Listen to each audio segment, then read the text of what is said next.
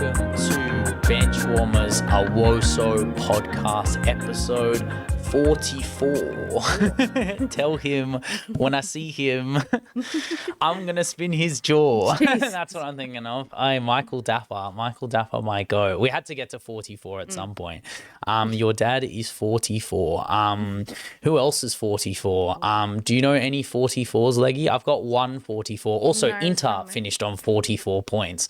That's what they did. But I have one of our academy goats, Cody Thomas, who is still at City at the moment. I wonder if she'll get more minutes next year, but she might get loaned out because she got loaned out last year, I believe, to, was it Glasgow City on loan, which, I mean, if she gets more loan deals like Poppy Pritch, but I mean, it makes sense because we need our youngsters to play football. That's how it works, and get points in other leagues like the Femminile. This is what we're talking about this week.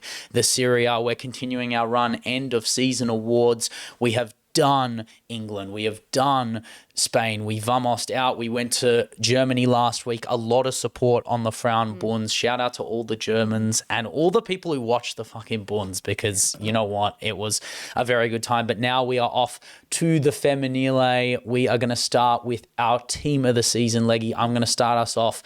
By the way, this is the only league where I deem it legal to choose Leggy ball, because there are genuinely no left backs and right backs other than AC Milan. There are no right backs and left backs in the league. Like, if you look at full backs, just like in general, like who are the best full backs in the league, there are literally 5 in each column, because everyone plays 3 at the back or 5 at the back. And you know what? That's Leggy ball for you. I have gone for a 3-5-2, obviously. In goal, I was very close to Vilhjálmsdóttir. She probably had the save of the season for Inter. That penalty was that, and she had a few like player of the match performances as well.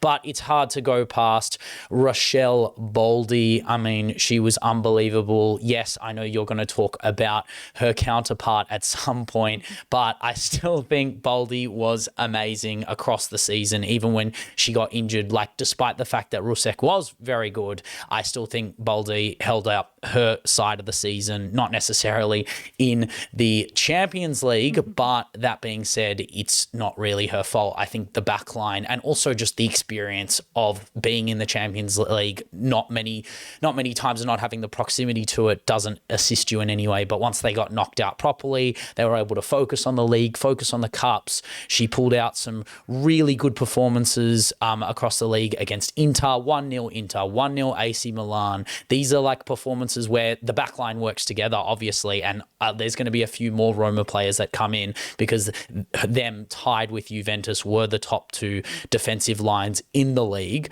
But that being said, there was something about Roma's ability to hold themselves against set pieces, hold themselves from good counterattacks, fast breaking counterattacks. They only lost 1 game this season. And Boldy, I mean, she started how many? She started 11 in the league. She only conceded 11, saved her the only penalty that they conceded. She is a really good goalkeeper. I still think she needs to work on her passing ability. I think that's probably the only thing I would give to her. But shot stopping, save percentage, yeah, second to none in the Femminile. She's the best keeper in the league because the league accommodates for what she's best at. She's a traditional keeper.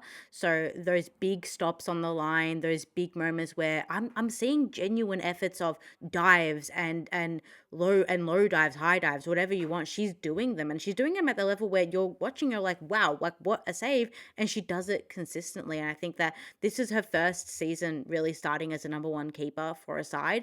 And at 31, that's not uncommon for keepers. Obviously, we know that they mature much later in their footballing lives and careers, but 31 at this point is like an academy goal. I know. But Baldi has proven that you can do it for X amount of games. She reached a quite high amount of games with the confidence to have the stats and the genuine gameplay behind her to be the best goalkeeper in the league. I mean, you can look at the stats; they're incredible. They're one of the best in Europe in the top 5 leagues. Yeah, and I do want to mention, you did say that this is her first season properly starting. She has genuinely, for the last 6 years, been passed around like a rotational goalkeeper. Had her time at Firenze, had her time at Napoli, time at Inter. So glad. Like, this is the thing. All it takes is one breakout season, and now she's in the mix with Italy. You know, I think she has the ability to rival Giuliani, to be one of those keepers. I do think that her ability to use her feet will have to improve for that, but her high claims, her ability to defend corners was fantastic all year. She had to be in. Now it's a 3 at the back. I've basically gone one centre back from each of the best 3 defences in the league, in my opinion. So we'll start off with Como, because Como were actually really impressive this season. I know they only finished 8th, but they did not concede a lot of goals. They only conceded 22 goals. This is not the only Como player I have in my team, but I think I needed to pick a centre-half from Como, and I chose Sophie Howard, the Scottish hero. I mean, she's been around Scottish football for yonkers. She comes on now and does like the ending, like dirty work at the end of a game to close it out, but she was fantastic this season. I think in big games, important games, she just delivers a semblance of like just comfort, composure. I think the amount of duels she won, she never gets dispossessed. She's so strong in the air, it's ridiculous. I think her defensive contributions are second to none in the league. The amount of blocked shots, the amount of clearances.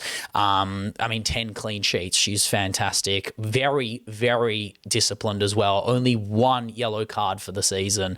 And she started in 22 of 22 matches, basically nearly played every game, to my recollection, full 90s, never got subbed off. Just an absolute titan, like represents Scottish football in a way that can only be paralleled by the fact that she just was this titan for this team that I didn't know what the expectations were for Como. I mean, it was a free transfer from Leicester City last season. She's come in her first season at Como, and she's definitely upped her levels from Leicester, in my opinion. And I think the league just suits her better.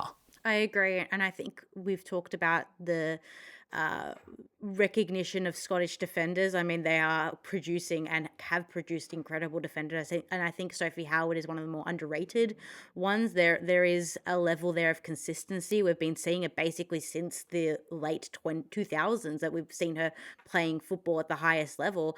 And I think there is a common theme with the Como players that we're both choosing, is that, yes, there are the bigger stars, but there are players there that are underrated, and more so due to the fact that there is an attempt by Como to create some sort of pseudo superstar team, whether that be not necessarily A star, but maybe the best B star players in the world. And what happens is those kind of veterans get lost in that, or the players who have been playing the 22 to 25 games a season get lost in that because they're not as influential on the goal sheet. But Sophie Howard is one of the reasons why I believe Como had a great defensive season in a league that demands defensive quality basically all season. Yeah, 100%. And when you look at Scotland's lineup and mix of Jenna Clark and McLaughlin, 2 WSL level defenders, I'm thinking someone like Amy Muir, who's coming through at Glasgow City, like the ability to have a player like Howard to come on for you to close out a game. That's what Scotland need, right? That's what Andrietta is trying to put forward for the Scottish national team. I mean, Melissa, Aussie GOAT as well.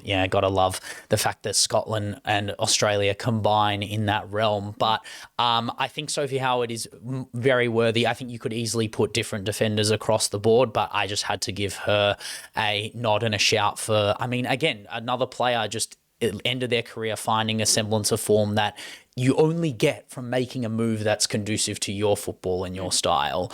I think the next player is the best defender in the league, no question about it. Hands down, it had to be picked. It's Shukurat Oladipo. This girl, oh my God. I think of all the players I've watched this season, I have been by far the most impressed with Oladipo. 21 years old from Nigeria. I think I don't know how long her shelf life at Roma is. I know she only started 15 games in the league. Yes, she got injured at points. Yes, she wasn't necessarily fantastic in games such as the Chelsea game, a lot of the Roma players were relatively disappointing. The Valerenga game, I didn't even think she was that bad, but obviously the Barcelona game, the Real Madrid game, she didn't play, luckily, but that 6-2. But that's the difference. When she doesn't play, you can see the difference. They lose 5-2 to Fiorentina. The games where they play Genoa, the worst team in the league, they win 1-0, and it's a cagey affair. Like, this is the importance of a player that basically didn't have a bad game in the Femminile at all. She's not necessarily the tallest defender, but it doesn't matter. Her ability to make space for herself, her speed, her recoveries. Oh my God, her recoveries. It's like watching a smaller version of Jade Rose in that way. I think her interceptions are brilliant. She kept, I can't even recall an error she led to a goal. I don't think there was many, if there was any. Rarely dispossessed. Yes, she could work on her duels. I think that, like, her aerial duels, but again, 160 centimeters, it's a hard position to be. It's a very tough position to be as a small defender, but she basically snapped all the small allegations in half, because I think just her strength, she plays to her strengths. Maybe the calcio does suit her strengths as her ability to read the game from behind the play, but I think rightfully so, she goes into the middle centre half position in my team. And we're seeing a genuine investment in Serie A to African ballers. And I think it's quite rare to see putting so much hope or so much reliance on such a young player who previous to this was a basic unknown, right? Like, we didn't know where she was playing before Roma. If anyone knew her, shout out to, you know The what, Roma I'm sure people, the Nigeria, no, but I reckon Nigerian nationals as well. I know she's only started getting her respect and international caps now, but I reckon people who watch AFCON, she was part of that AFCON team that won in 2025. So I reckon people would know who Oladipo is, but now they definitely do. Yeah, and there's, as I mentioned earlier, with the genuine investment in these players, we're seeing outcomes of what we would call quite unexpected, but what I would say is a genuine attempt by the African teams to start expanding beyond the natural kind of positions that they are very, very good at. You know, the Ashat Aswalas and that generation brought in fantastic players playing in the front line, but we're seeing now kind of those quite, quite racist, I would call them, allegations of AFCON ball, terrible defense, quite chaotic football. Mate, Schweinsteiger, it's the Schweinsteiger thing. It's the wild football of AFCON. It's no, football is an expression, and different expressions from different countries. Yes, you adapt to, yes, it's nurture, not nature. I think that's part of it. And when you're around certain football, look at Australian footballers. You can tell the difference between Australian footballers who grow up in Australia and then Australian footballers who don't, because they're naturalized to different kinds of football. But Shukurat, I think she's amenable, right? Yes, she has the raw pace, power, explosiveness of an Afghan baller, if you want to quotation that. But her ability to be malleable, her ability to come in this team, be center half in a 3, and then be able to break into a back 4, which I think Roma were really good in possession as well. Having a player like Bergamaschi doesn't really allow you to play that 3 at the back the same way, but they kept Misley, they kept strong, and Shukurat is everything right. Shukurat and Baldi, take those 2 out. I know you'll say Rusek and Shukurat will be more than enough, but I reckon if Shukurat goes, it's a massive hole to fill. I wonder, you said the Oshwala link. If Barca want a Muppy replacement or a centre half replacement, I know she's right-footed, but ultimately, she'd be fantastic. I think she'd be a fantastic player in any system, in any setup. I mean, we need a centre half. Just saying, I mean, according to the world, I don't think we need a centre half, but the world thinks we need a centre half.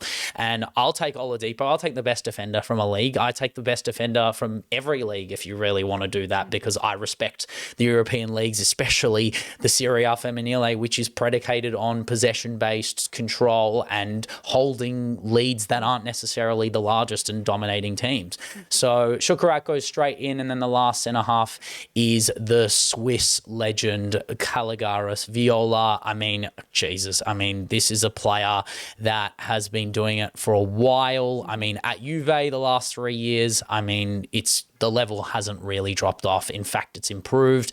Yes, I'm glad she got out of Spain. I'm glad she got out of France and she's found a league that works for her.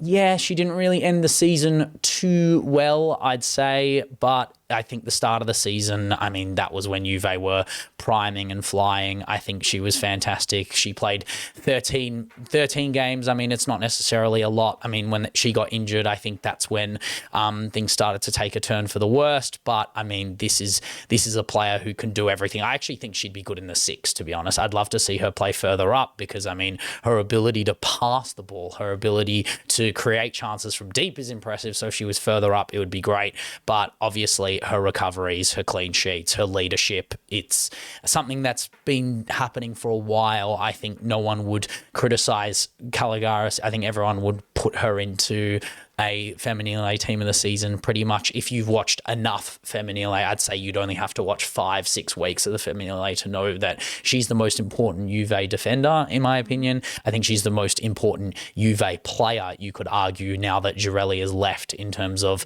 who the brunt of the leadership has fallen onto. I mean, also Valti leaving as well. I mean, there's just going to be more bricks to carry for Viola, but it seems like she's willing to take the reins on and bring Juve. I mean, they brought Juve a semblance of success this year with one Coppa Italia, but compared to the last 2 seasons where she has, I mean, rightfully trebled up the season before, she was decent. She was decent in the cup comps and obviously won the Femminile last year.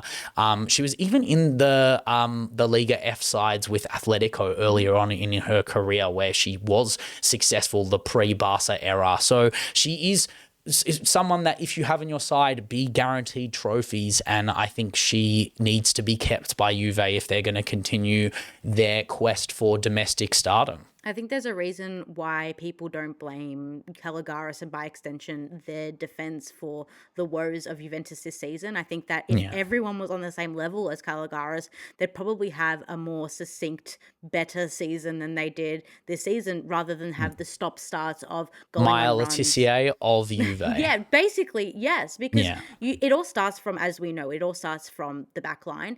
And once you get that success in the backline, which they do have, I don't think that there's anyone in that backline for Juve that is under some sort of investigation of their quality and of their talent. They have talent in that backline and in that midfield as well. It's just the injuries, the leaving of star players in that front line have really stunted the Juve growth. And I also think that there is obviously something to do with the coach and how he wants to play football, because if you know that your defense is the best part of your team, you would expect that there would be some sort of system change and centering around the likes of, yes, Caligaris and Valti, but instead it's the same sort of play down the flank and that transitional play that obviously was not successful for Juve this season. There's a reason why she is the only Juventus player I have in my team. We're now going to move into the midfield, into the 2 central players, the 2 8/6s. I mean, there was one absolute tap in. I actually think this isn't her best season, to be honest. I think she's played better, but she hasn't played with this consistency across 4 competitions, I would say. I feel like she was much better last year in the Champions League, from what I remember, but this season in the league, she's done the business in big games as well. Her ability to facilitate from deep, it's Giada Greghi. I mean, I've got my Italian podcast host co-partner who's going to get all the pronunciations right for her team. So I'm just going to butcher it the Australian way, the classic Australian way. But Yeah, Greggy is just, I mean, one of the easiest picks in this team. I mean, her ability to control the midfield, to be that metronomic player.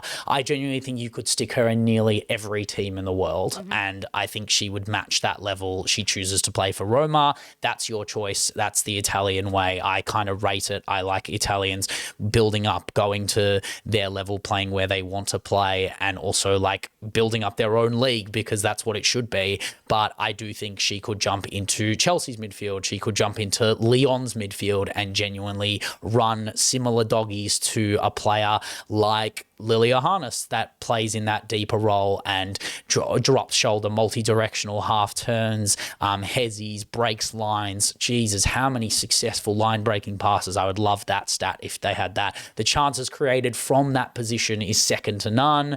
I do think that I would love to see her impact the scoreboard more, but also she doesn't need to. She doesn't need to. She has so much firepower ahead of her. She knows who to play it to facilitate the best chances. I wonder what, I mean, obviously we don't have this stat until I'm waiting for this stat to be built by FOTMob. Eventually the catapults and all that will have that as well. But the stat that I want the most, obviously score involvements would be great because we have that in Australian football a lot, but pass to assist. I would love the assist of the assist because I reckon Greggy would be leading that, to be honest. I think she's such a good line breaking passer from deep lying playmaker. One of my favorite kind of footballers, the two-way midfielders, as we talked about last week, of the Lisangra ilk. Honestly, if Italy want to be a serious contender, which they kind of are every tournament, we kind of just always like forget that Italy were basically a bad call away from a Euro semi-final or a Euros final, depending on who you ask. And they beat Norway, and I think a player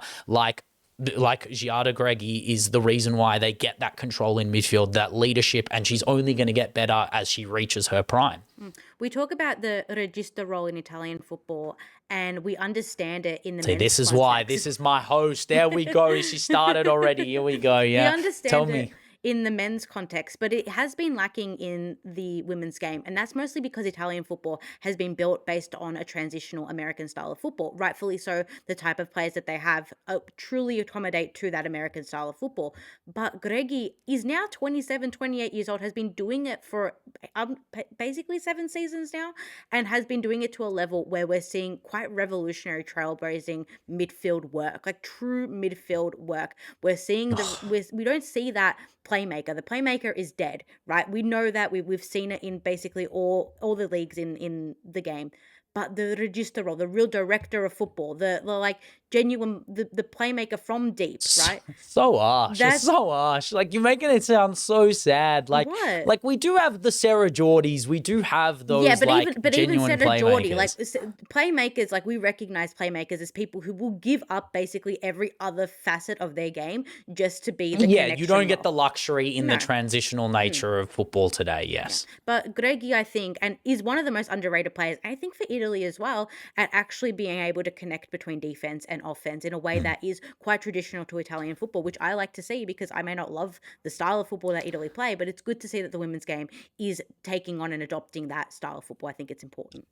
I mean, she also makes the rest of her midfield amazing. We're going to get to more Roma players later on, and all of those players are in as a testament to the fact that they don't have to do as much dirty work and transitional defending because they know that they have the control and metronomic skill of a player like Greggy. The same way that Inter have relied on, I mean, not necessarily the defensive capacities of this player, albeit are very underrated, I will say. I know the stats won't show it, but I think her recoveries are excellent. The way she wins possession through counter pressing and intercepting in the front third is amazing. This player is arguably one of the greatest longevity players in football, currently still doing it. I cannot believe she's come into Inter and she's provided this level of semblance and like not necessarily success yet, but they are now back in the Champions League. It is obviously Lena Magul, the German legend. I mean, England fans, close your eyes now. I'm about to glaze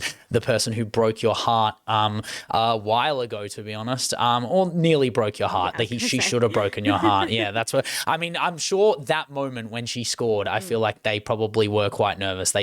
Oh, I really wish they won that game. That would have been so good. It would have been so good for the PR. But Lena is a machine. Without her, there is no Inter success this season. There is no Tessa Vallert success this season.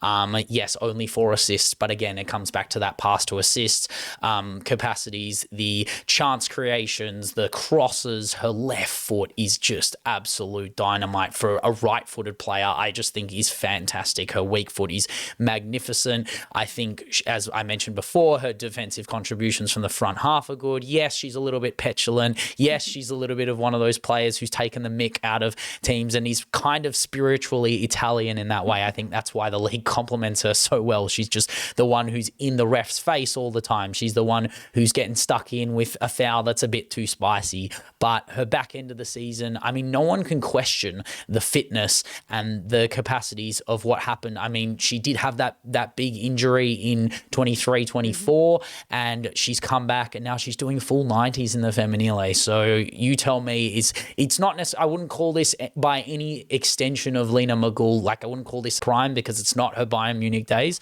but she is still doing the business for Inter Milan. It's not a prime, but it is as you said, a second life.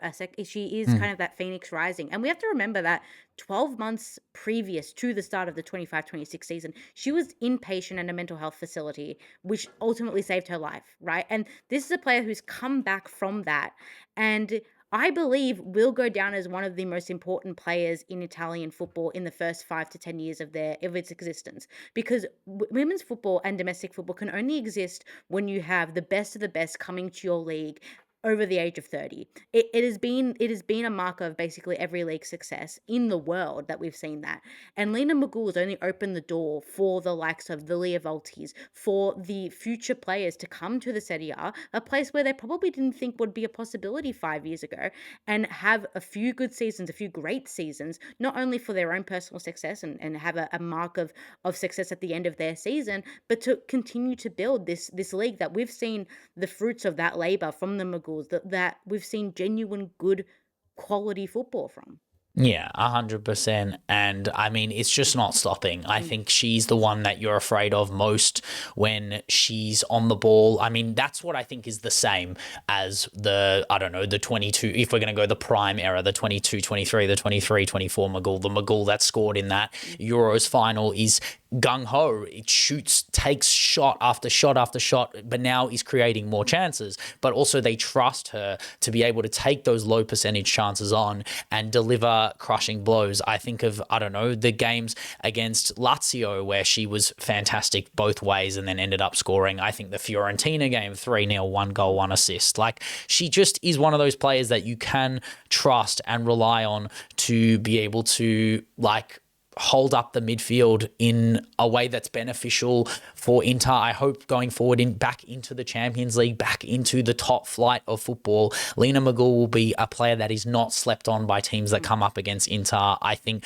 she will surprise a lot of teams that this will be a 31-year-old Lena Magul going into this Champions League coming through. Actually, she'll be 32, but it'll be really exciting to see how she goes in those group stages. Maybe Inter won't do well, but Magul might cause a few shocks and nods, the same way that Caroline Weir was causing shocks and nods in that group stage. We are going to move up into the left and right mids. Yes, they're kind of doggies. Yes, can they track back? Yes, we're going full. I've fully accustomed to the leggy style of agenda here, but we're going to start. Should we go left mid or right mid, Leggy? Let's go left mid. Let's go with Como's talisman. Yes, I'm sorry, it's not Chidiac.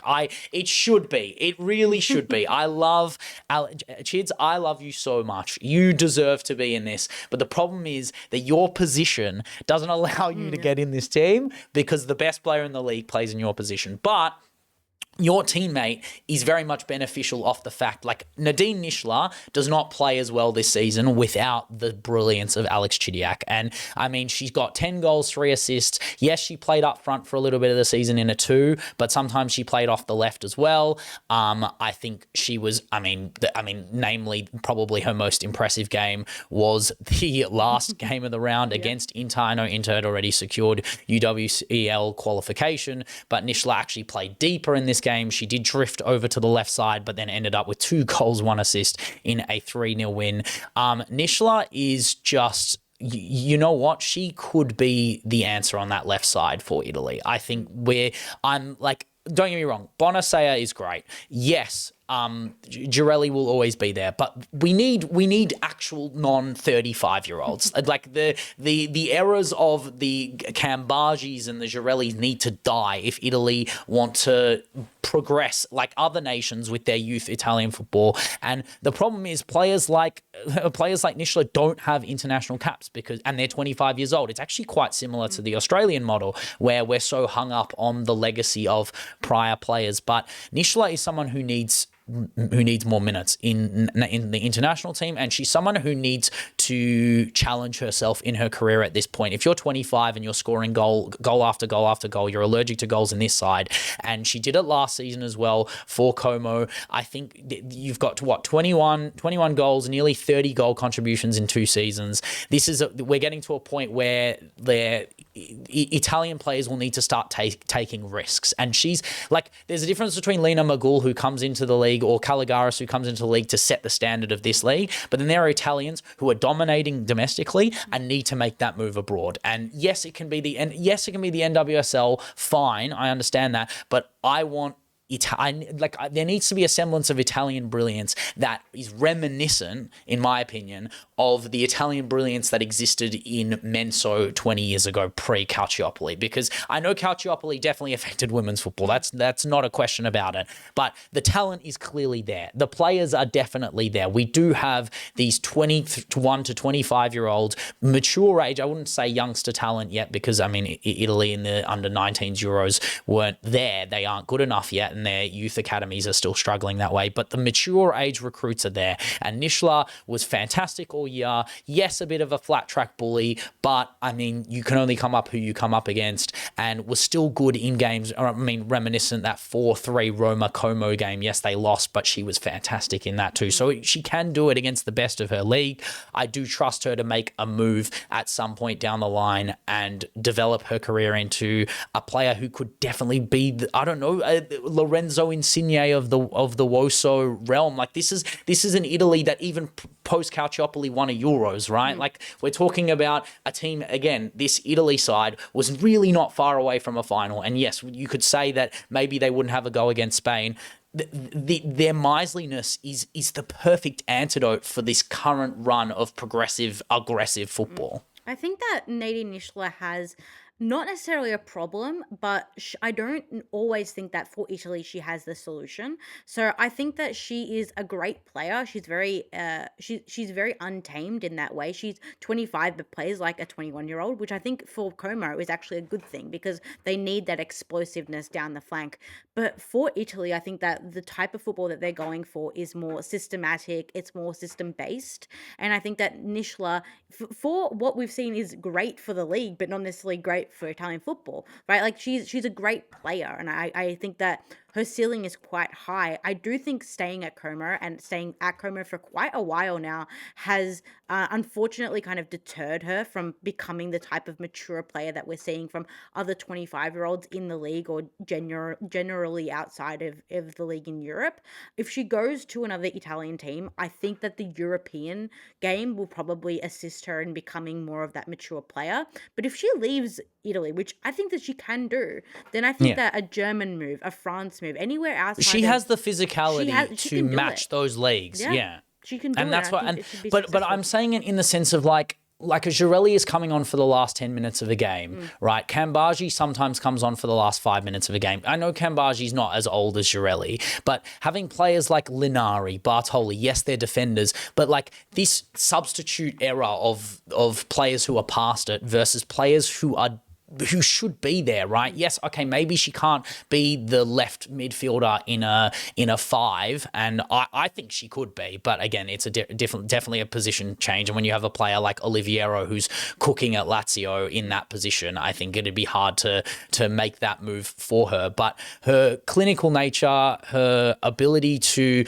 strike like, yes, she takes a lot of shots, but she's worthy of those shots. She scores a lot of goals. I think it's harder to score in a league like the Femminile. She wins a lot of duels. She works really hard. I think her defensive contributions from the center of the park, yes, she plays a lot of left-sided play as well, but if you're telling me she can't move a little bit deeper, I think that, not you, but like if Italy are saying that she can't play as a left mid in a 5 with the help of a player like Greggy or the next player I'm going to talk about in the middle of midfield in the 10 to help her out, because they play a flat 3 kind of, and also Ariana Caruso as well.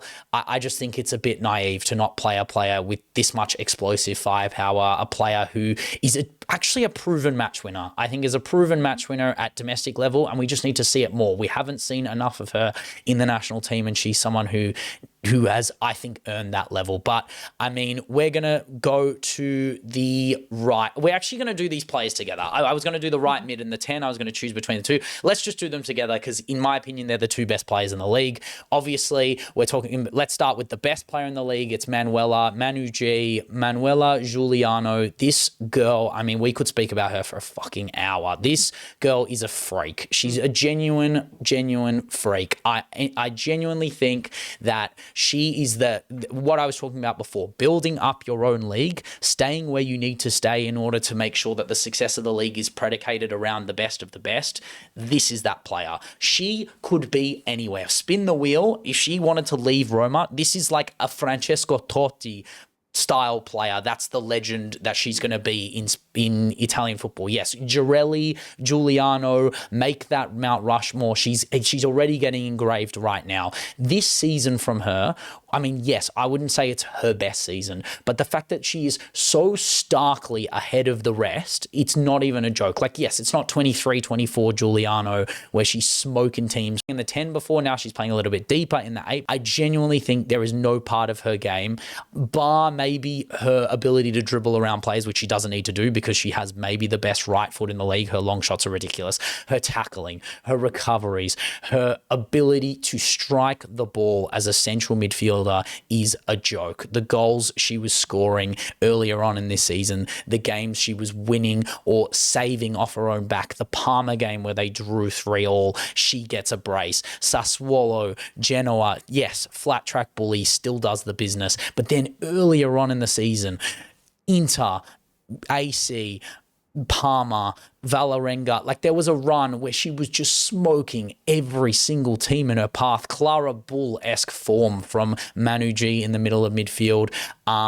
Yeah, she's somehow a maverick in the best team, right? Like she has a team of ridiculous talent and she's the maverick and has facilitated. I mean, yes, she only had 5 assists, but I wonder again, that pass to assist stat would probably assist her in that way as well. But if you combine her with the player I'm going to talk about next, because I said I'd talk about them together, in Giulia Dragoni, I mean, Dragoni is, genuinely she is the next big thing. She is the next big thing for Italy. She's been for a while, Ben, since 2023. No. But like, yes, okay, I know she's been doing it, but like now, like when you were talking about it for like 16, when we were talking about her as a 16-year-old, it's a bit different because, like, yes, she's coming, she's going to do it. Yes, she was a Barca. No, it didn't really work out for her, but this is by far her best season. This is actually a body of work where you can actually say, you know what, she is the one to invest in. Even she's though the one that statistically last season was technically better. Do you really think so? Statistically, it was technically better statistically last season. I'm surprised by that. Yeah. I thought she got 12 goal contributions this season. She didn't even play that much last season. I thought this is by far her best season. So last season was her breakout season. This season is her best season statistically. That's how I That's what I thought. Yeah, I thought she was absolutely ridiculous. I could talk about her. I mean, again, her ability to do doggies and go up and down means that the defensive capacities, her recoveries from specifically the right side are excellent, which is why Dragoni and Ishla do work, and that's why I can play them in left mid, right mid. It's not like I'm doing a leggy where I'm playing Liv Smith at left mid. But the issue here is that Dragoni's ability to dribble the ball and carry the ball is predicated on the middle five, right? She's a bit of a line hugger, and that's fine. But then she's learnt to cut inside now. Her ability to strike the ball is fantastic with her left foot because she has to cut in with her left foot. She facilitates reasonably well. I think she could be better. Yes, she makes a lot of good passes, but I don't know, the crossing, I don't know if her crosses are, I mean, again, you are crossing to the Veens and the not necessarily the best strikers in the world aerially, but Dragoni did sometimes do a you know what, fuck it, it's my turn. And she smoked Genoa, Juve, the 1-0, it was her goal. There was some games where she just took the game on by the scruff of the neck. Napoli, look, she's the one. She's the one who's going to take the reins from Girelli. I don't know if she'll go up top, but she'll go to the right. And her and Manu G are basically the stocks of Italy right now for what is going to be the best. Them two and Caruso. I really hope that Dragoni stays at Roma because I think that this league and also this team has really facilitated a player's growth, maybe slower than we would have anticipated. I recognize that in 2023 she was the next big thing, but I also think in 2023 women's football just needed a next big thing, so anyone under the age of 19 was the next big thing.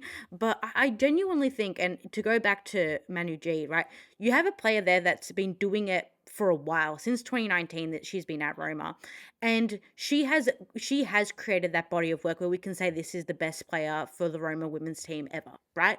But Dragoni could have a very similar path to Manu G. She could play 7 seasons at Roma, and I wouldn't see that be a stunting of her capacity as a footballer. I don't see her playing at Barcelona. I don't see her playing in the WSL. I think Italian football is the best suited for her. And I think that this is where we as football consumers, and maybe even just as people who watch the game more idly than some, recognize that players stay in particular leagues for a reason. It's because they want to do well as footballers. There are it's players. Also comfortable. It's yes, not. and It's that's not. We've spoken about the I don't know. I hate the whole you have to move for ambition's sake. And yes, I don't know, Leggy, we've had many an argument about where to live and where to do it.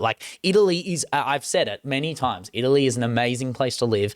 Italian football structures are very stable, safe, not a lot changes, not a lot of big disasters post Calciopoli have really rocked the growth of the big four. I think it's sad that Dragoni wouldn't get minutes at Barcelona because Salma is leaving, and obviously there's links elsewhere because they need someone mature than her. But Salma is not a mature winger. Yes, she's a killer. She's just not good enough for Barcelona. That's pretty obvious. We recognize that. Do you not think the way, do you think as a 19-year-old, you don't think the way she would play would be conducive to learning that play? No, do you think when you watch Salma early on in her career, did you not think that she's not good enough? I still don't think she's good enough. So that's no. Okay, yeah, but that's what I mean. Is that Salma is a Champions League final winner, quadruple winner, brace in a Champions League final. Sarah Jordi, Vicky Lopez, all these players are better than Dragoni. I'm saying that. No. Well, I mean, Sarah Jordi's not the comparison, but Vicky Lopez is a good comparison. Carla Julia is the comparison, right? Sure, Carla Julia, Vicky Lopez, and then a player I'm going to mention in the second part of our podcast that's going to be a big talking point for Barcelona next year, I reckon. But the three of those players, I'm not going to mention her. You know, if you know, you know. But Dragoni is yes. If I had a choice for City, who would I want, Dragoni or Carla Julia? For the next 10 years, I would probably choose Carla Julia. I understand that, but there would be an argument for Dragoni in the sense of that there is a greater sample size. We've seen her do it in a different league where she doesn't have the luxury to just not necessarily do doggies. She has to track back. We've seen her in the Champions League, Ben. That's probably the best. Yeah, but for a team that wasn't ready for the Champions League. But the thing is that that's her team. That's her best. That's the team she's best in. She wouldn't go to a team. No, I think she should. I think she should have stayed at Roma for this year. I think if she got loaned back to Roma this year, that would be the correct decision. But if you're telling me that there is no future at all for her at Barca at some point down the line when she could be good enough, there's no future for 99.9% of players at Barcelona. She's just one of the majority of players that can never play for Barcelona. That's fine. She's actually played 10 games. But her stocks are high. If someone wanted to buy her off, if Roma wanted to buy her from Barca, it wouldn't be cheap. No. It would be a huge hefty hefty would sum, be which is why beneficial for Roma. which is why Roma probably said thank you for your service, thank you for winning the double, but now like we can't afford to keep you, and we wish you could stay for the loan, and I think you wish too, and you could come back home as well. But I understand why Barcelona would be vehement to offer any sort of semblance, considering it's predicated on success in the. I mean, she wouldn't have to play Barcelona if they came up against each other in a Champions League game. But the reality of it is that Dragoni, I don't know if she wants to be that Giuliano figure anymore. I think that's not the ambition of young Italian footballers, is to steady the league. They want to take over. They want to be back to where Italian football was. Fair enough. I mean, again, I would be interested if Roma do not go in and buy Dragoni. I think it's probably detrimental for both parties. I don't think that, as I said earlier, I don't think no. she You're does it stunting anywhere else. depending on how many minutes she would get at Barca, which I think, again, off the bench, that speed and aggression and stuff is amazing. Like, do I think it's comparable to Carla Julia, Vicky Lopez? I think Vicky Lopez should be starting. I think that's the natural solution, is they don't need to buy because they have Vicky Amal on the bench, right? Just put her in and let her. You can't stop the shine, baby. But like, I think Dragoni would be masterful for the, I don't know, the Liga F games at the. I mean, it's depressing to say that, but the Liga F games at the end of the season, she could smoke everyone and in the Liga F and do that if she wanted to. But I agree with you that is relatively unambitious to being a Talers player for league. Roma, in a league that's challenging for her and challenging for Roma, where Roma are trying to retain their Scudetto. But obviously those are the last two Roma players I have in the right mid and the 10, and we will move into the front two, which I think are the easiest two to pick. I'm sorry, Piemonte. I rate you highly. We will talk about you a little bit later on. But Tessa Vula, there's a reason why I have a Belgium top here. Number 7 as well, Tessa W. This girl, oh my God. If there was like Manu G to Roma, Lena Magul to Inter Milan, Tessa Vula, not a 10 by all means, but the reliance on this player for goals and assists is magnificent. 22 games played, 23 goal contributions, 33 years old, by the way. And she has, I mean, look, this is a player who has a dedicated body of work, VFL, Standard Liège as a kid, City legend by her own merit. Yes, not necessarily working out the way it could have. I think she was decent for us, but again, it was just a situation of wrong place, wrong time, really, because she came after yes, she won the League Cup and the FA Cup when we did the Cup double, but she came at the wrong time for us to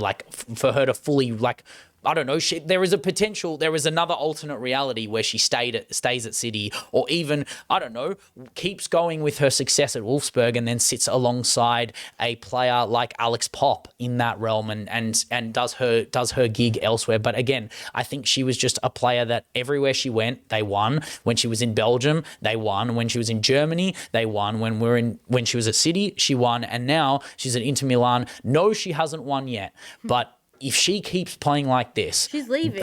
She's gone. Yeah, no. But if she keeps playing like this, going to a different side, she'll just keep winning, right? That's the point. And I think I don't know where she goes. Does she just go back to Belgium? Has she got links elsewhere? I haven't actually seen anything on her, which is crazy considering you could argue that she was the second best player in the league. Some of the things she does, just goal contributions, but her creativity is what's been the most impressive this season. Her ability to facilitate chances ridiculous, namely that the Milan derby just before the turn of the year, the 5-1 where she got 4 assists. I mean, come on, that's just absurd numbers from a player that I didn't think had the creative capacities in her game, but I mean, all her passing stats are second to none. She's marvelous goal scorer, which we already knew. I mean, even the games in the Euros where she smoked Spain. I mean, I know Spain smoked them, but she smoked Spain, right? Losing 4-2 when you get a brace is no easy feat. But her defensive capacities are even decent, from the front, and she can work her own. Even as a maturer age player, she has the ability to scare off defenders, make those those big tackles, put those aggressive things in. She's arguably, I would say, the most two-footed player in the league. Would you say? Would you say? agree. I think with her 23 assists, I reckon half are with her left, half are with her right. She takes corners with both feet, by the way. Like when you watch her play, she is a ridiculous footballer.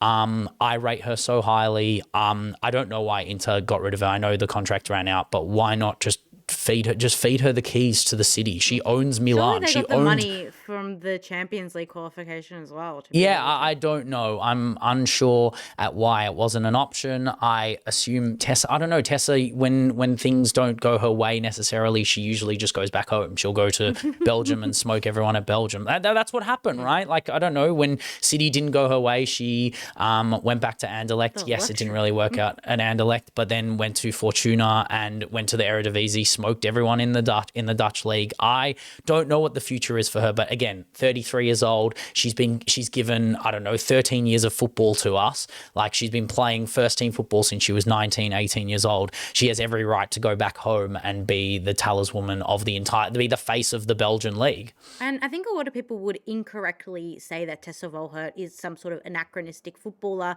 relying upon the God-given gifts of her strength and her height, when that's not true. I'd actually think But that's also bullshit. Her height is a myth. Like, Yeah, yes, true. she looks tall. She's just lanky and and long limbed, right? Her legs, she's got a long torso, which is why she strikes the ball so well. But she's not tall. She's not Bunny Shaw. She ain't like 180. Yeah, she's like 170. She's like just a bit taller than Sam Kerr. Like, it's not like she's nothing. Both all of which that, have great but- aerial qualities for smaller, quote unquote. players. Yeah. I mean, she's good with her head, but I think, Eat your everyone heart out, knows early the Holland. one. I think her one-touch striking is top 5 in the world. She's not a top 5 striker. I'd say she'd be in that 15. I think she'd be in the 10 to 15 realm of strikers in the world. You could argue that she's higher, right? I think that's fair, but I think at the age she is guaranteed goals for Belgium. She puts Belgium on her back the way Pajor puts Poland on her back, the same way. Both of them have been carrying their respective national clubs for absolute yonkies. I mean,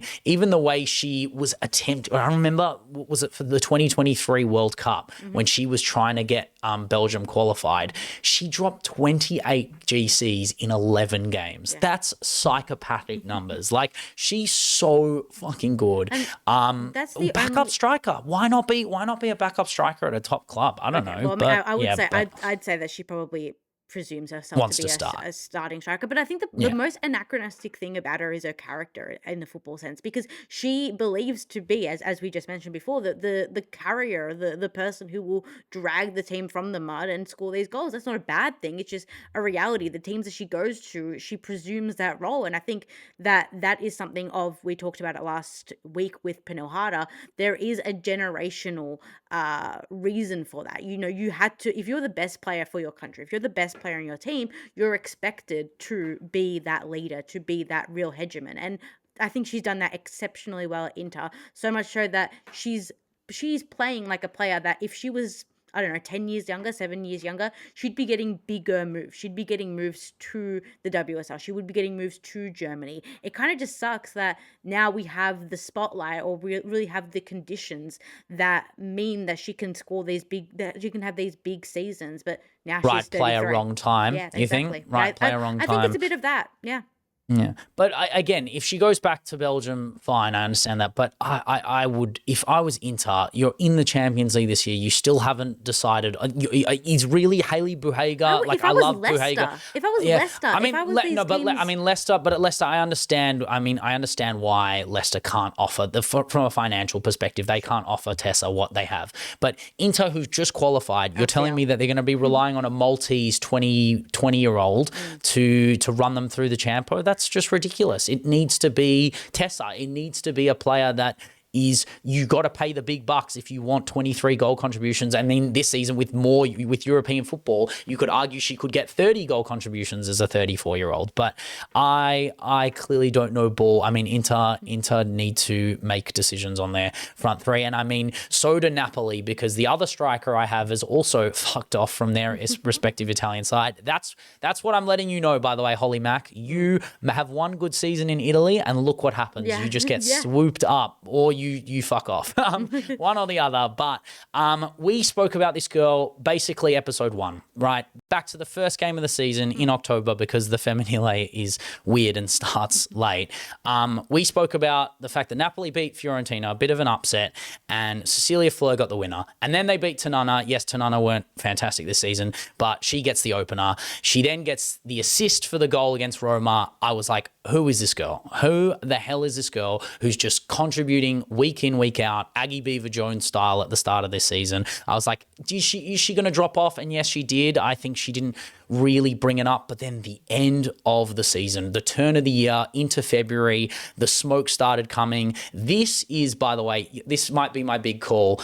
Yes, I understand that it's unfair to put this on her, but when you're going to VFL to replace Alex Pop, and you are Danish and play alongside Pernille Harder, the sky is the fucking limit for Cecilia Fleur. Like, this girl is fantastic at football. Like, every single facet of what a forward craftsman can do. Yes, people will say she's only good in the 9. She can play in a 1 up front. She can play in a 2 up front. She's fantastic. She's learning from the best.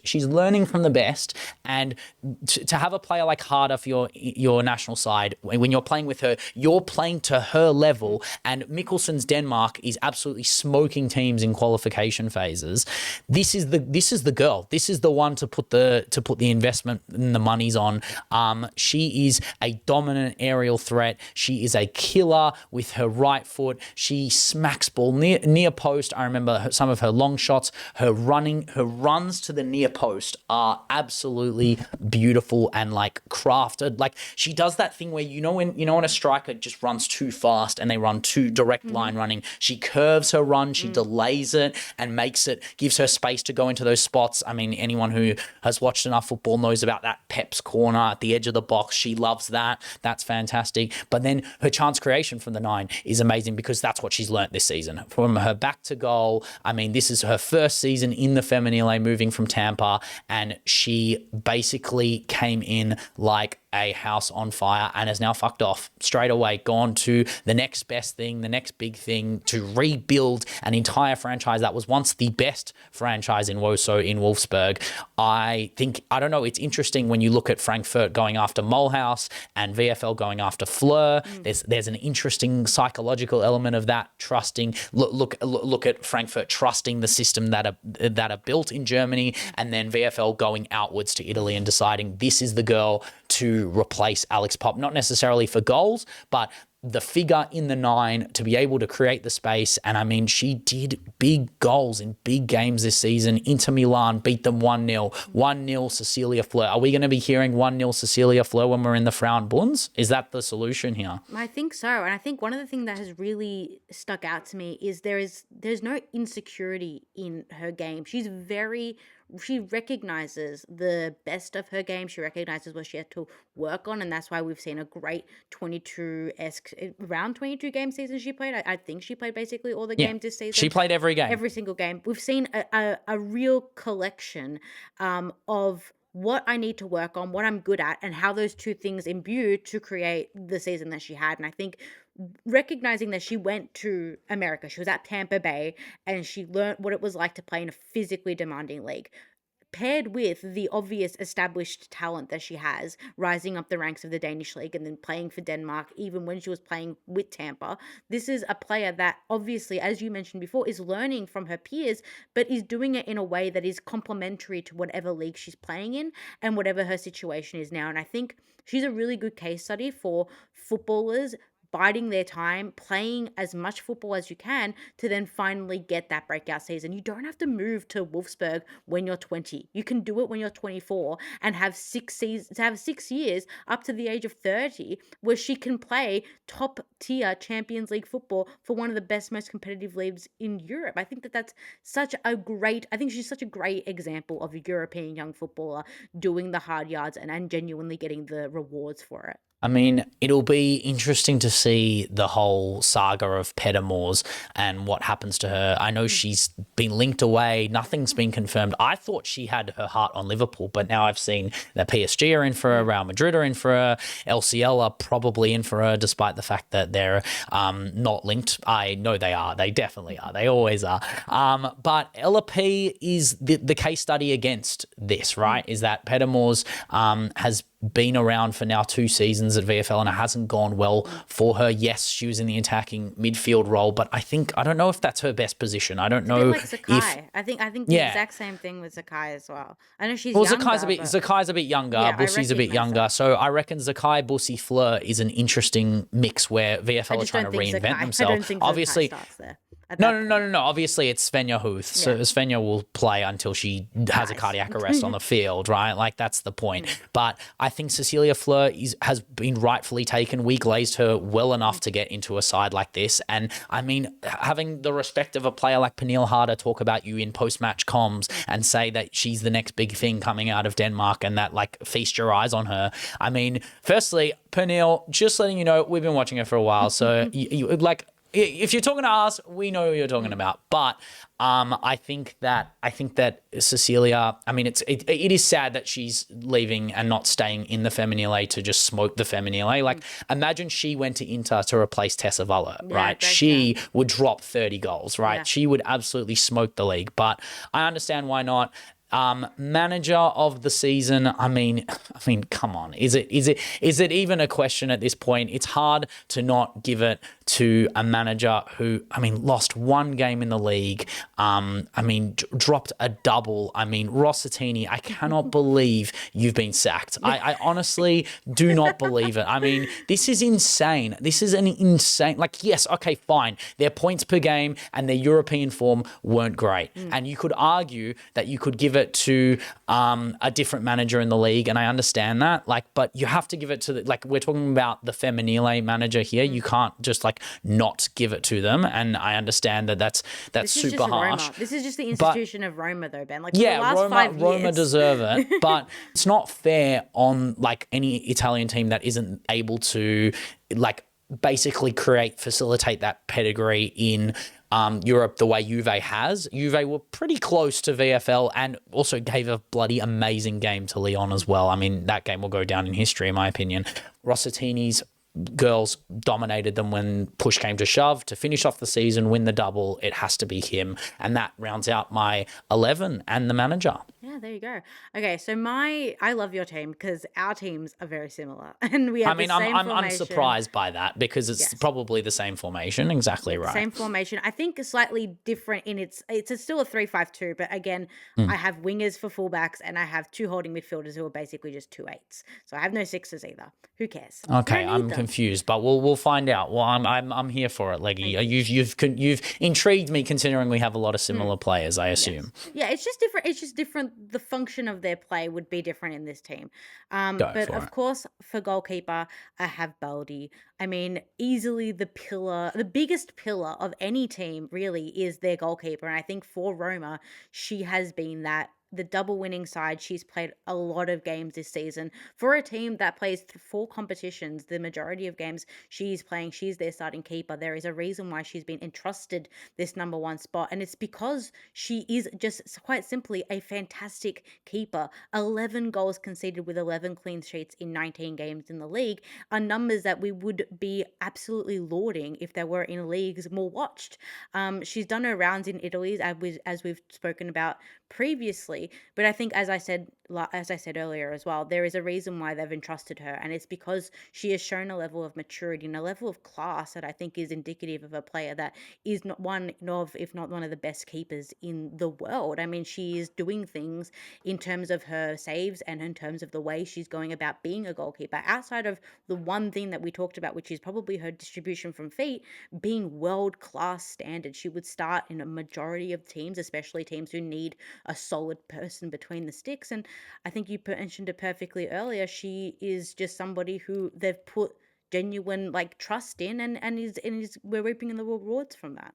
100%. Yeah, we covered Boldy very well. I mean, yes, we'll see what happens next season when they're back in the UCL. Hopefully, she can use this season as a little bit of a stepping stone to what will happen. But I mean, the other question would be Giuliani, who is now 35, 33 years old, who's been the stalwart Italian goalkeeper for I don't know how long. My whole life, like the last 10 years. I reckon. I don't know. She's been in goal for Italy. I think Boldy is on the bench now, but do you think that, I mean, there's definitely you have to put the questions up now. Well, yeah, and I think that what we've seen from the Italian team is not necessarily a complete scrapping of their older players. Just because you're 29 and you've never gotten a game for Italy before doesn't mean that you're not ever going to. I think that there is a great mixture of young and old players and not wholly investing in your youth to drag your team for the next 10 tournaments. So I think that Baldi, as we know, we mentioned it earlier, goalkeepers, 31 is basically your prime. So I think if she starts in the next World Cup, it wouldn't surprise me necessarily. No, 100%. Go on to your back three. Yeah, my left-sided centre-back is Caligaris. I have to mention the best defender for the equal best defence in the league this year. For a Juve backline that is consistently rotating, including her obvious injury, Caligaris, with her 13 games, has been genuinely one of the most solid defenders in the league, both defensively and offensively. I think that she has some great moments up the park when she's given the affordability to go and push the ball a bit further forward. Per 90, she's making around 6 defensive contributions and just over 5 recovery runs. So she's never dispossessed and always first to the ball. She's an incredible athlete, more so than just basically being a fantastic footballer. With the experience of her 30 years that she has behind her, she's been able to create this just great legacy in this Juve backline. Definitely. No question. I mean, she's in my team. I mean, right now we're 2 for 2. Yeah. My centre back is Milinkovic. I've gone younger at this. Oh, yeah, wow. Okay, there we go. We have a change. The Inter centre half, 21 years old, another incredible season coming off the back of goal scorer as well last season. Yeah, exactly. She's a traditional centre half in literally all senses of the word, a dual winning machine. Like, she is so heavily relied upon in important clearances and recoveries. It's pretty insane. But statistically, she's in the top 10 of basically every defensive action in the league, all for the team that finished second on the table with a modest 26 goals conceded. With all that said, Milinkovic was rightfully named finally in the team of the season. She was named last year in the under 23 team of the season. This time she was named in the team of the season. I think she's Inter's best defender. I think that she's a great player for an Inter team that has some real standout players. And I think that her ceiling is incredibly high, so much so that I think that she could easily be one of the best centre backs, at least one of the best centre backs of the under 23 level that we're seeing in the world. Yeah, I mean, look, she's fantastic. I'm not sitting here saying that I didn't think about her. She was probably the next centre back on the list for me.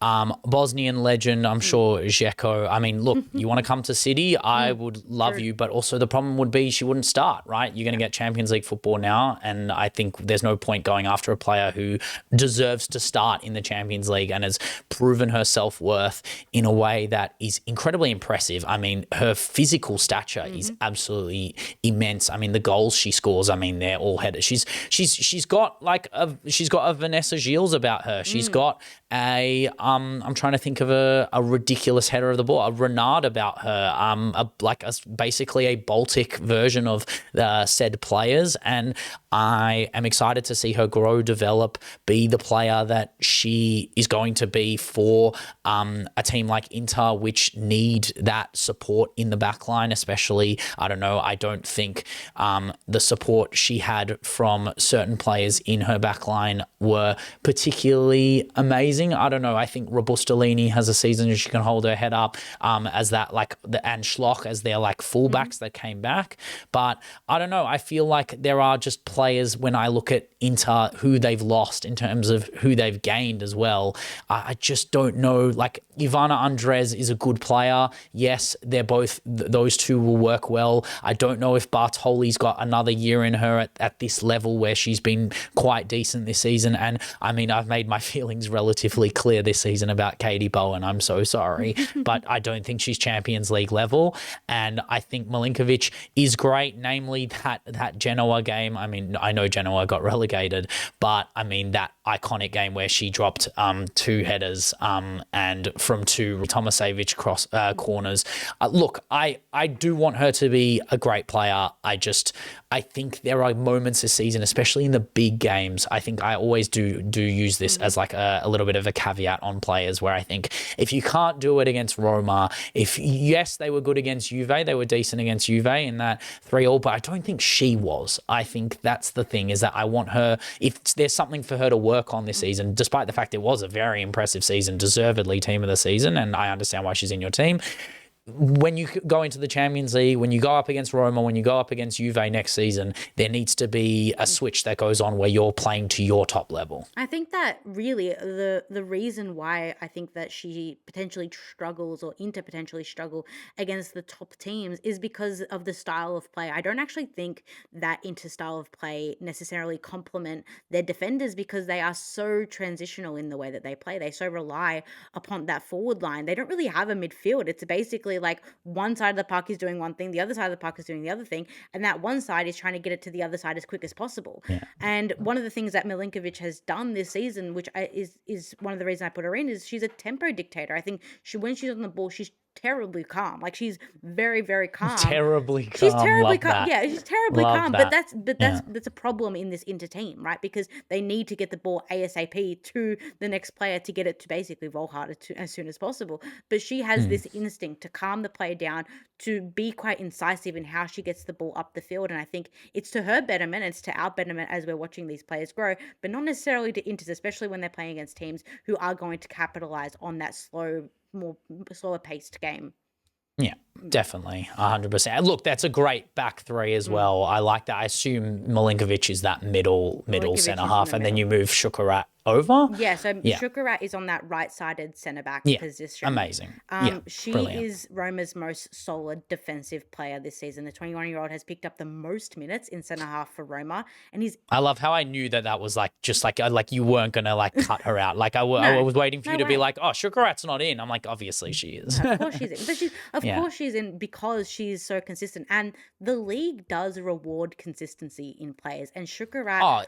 but I think every league does. Like it's all about body of work. I think you'll never get player of the year if the season before you weren't good enough. Like that's my biggest issue. I disagree with that, because I think that you can go from having the season of irrelevancy to a massive season. I think that that's plausible, because but no, you can get into team of the season 100%, but player of the season and Ballon d'Or, all that stuff is all representative of a body of work. Well, what? there obviously are historical examples. Selma Parabolo probably being the best example of a player who but okay, World Cup, but World Cup is different. World Cup is the most. I mean, look at Rapinoe and all the no offense to the Yanks who won the Ballon d'Or, but basically they are all centered around 7 games. They are just centered around 7 games that they win, and I think played like World 3 Cups games in the league that season. Rapinoe is not a body of work player. We recognize that. But I'm saying non-World Cup years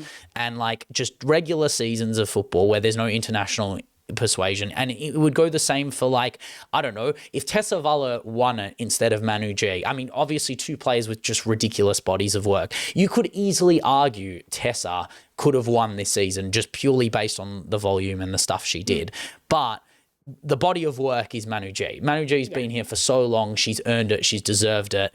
And I think when you knock on the door enough times, it happens. And I think, yes, Oladipo is this ridiculous anomaly in the sense of, I mean, against all odds, we found, I would argue, probably the next big thing in the center half pocket for diminutive, not necessarily the fastest, not necessarily the strongest, but just reads the game better than anyone. Well, she's a massive presence in that Roma backline. I think she makes around 8.5 defensive contributions per 90.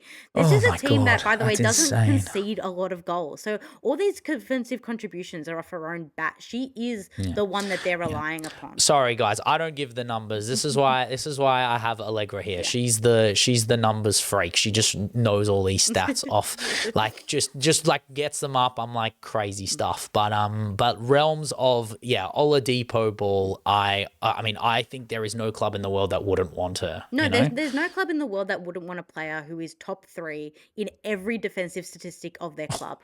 There's my no God. player, there's no Jesus. team in the world that wouldn't want a player who is so young and yet doing such things that you would ask, a 25 or 26-year-old to be doing. She's doing Yeah. them at 21, coming, Yeah. as we mentioned earlier, from a complete obscurity. We didn't know Yeah. anything about her previous to this season and the season prior. She is one of the biggest breakout stars, and not a lot of people are talking about her, probably because she's in the Serie A and probably because people aren't watching this Roma team outside of European football, which sucks. And they probably saw them in the Champions League and decided, then they're Everyone not talk all about that. Roma's And defensive quality is, Giuliano, this incredible player, but their defense is crap. And you're like, they've conceded the fewest amount of goals alongside Juve this season in the league. Yeah. Like that's Yeah. massive for a league Yeah, that scores goals. it's a complete. It's just. I mean, It's it's a just bastardization a borderline. of No, but yeah. It's borderline microaggression racism that comes with not watching, not seeing the ability in a league that has produced and commanded the respect of world class talents. I mean, Lena Magul commands that respect. Leah Volti commands that respect. I wouldn't say like Leah Volti, you could argue would be in the realms of like a top player in this league, but again, I wouldn't say her volume and amount of play in this league would be conducive to that. But again, the game she did play was amazing. But if you're commanding the players like Volti, I know Volti's leaving, but ultimately, like there is a respect to give, and I think Oladipo suffers. I mean, at the hands of every aspect of that. WAFCON players are heavily scrutinized within Ballon d'Or rankings, within anything. I mean, Oshuala came fourth, right? Like, I mean, proven killer came fourth. I mean, we have players that are coming through the ranks that are going to be amazing. Ndosia is by far the best goalkeeper in the WSL. She didn't even get Golden Glove. They gave it to Hampton because of the treatment back clause and whatever the like goals conceded amount or whatever these. Of course, she conceded more goals for Brighton than Chelsea. In fact, if you finish lower on the table and you have the same amount of clean sheets, it should go to the team that concedes that is lower on the table. That's how I think it should work. But Oladipo and Ndosia, they're going to win every WAFCON for the next 10 years. Like you're not going to concede many goals. And I hope Oladipo, I mean, we're no longer in the Oshuala era of football, the 2018s, 19s, where you don't command that same respect.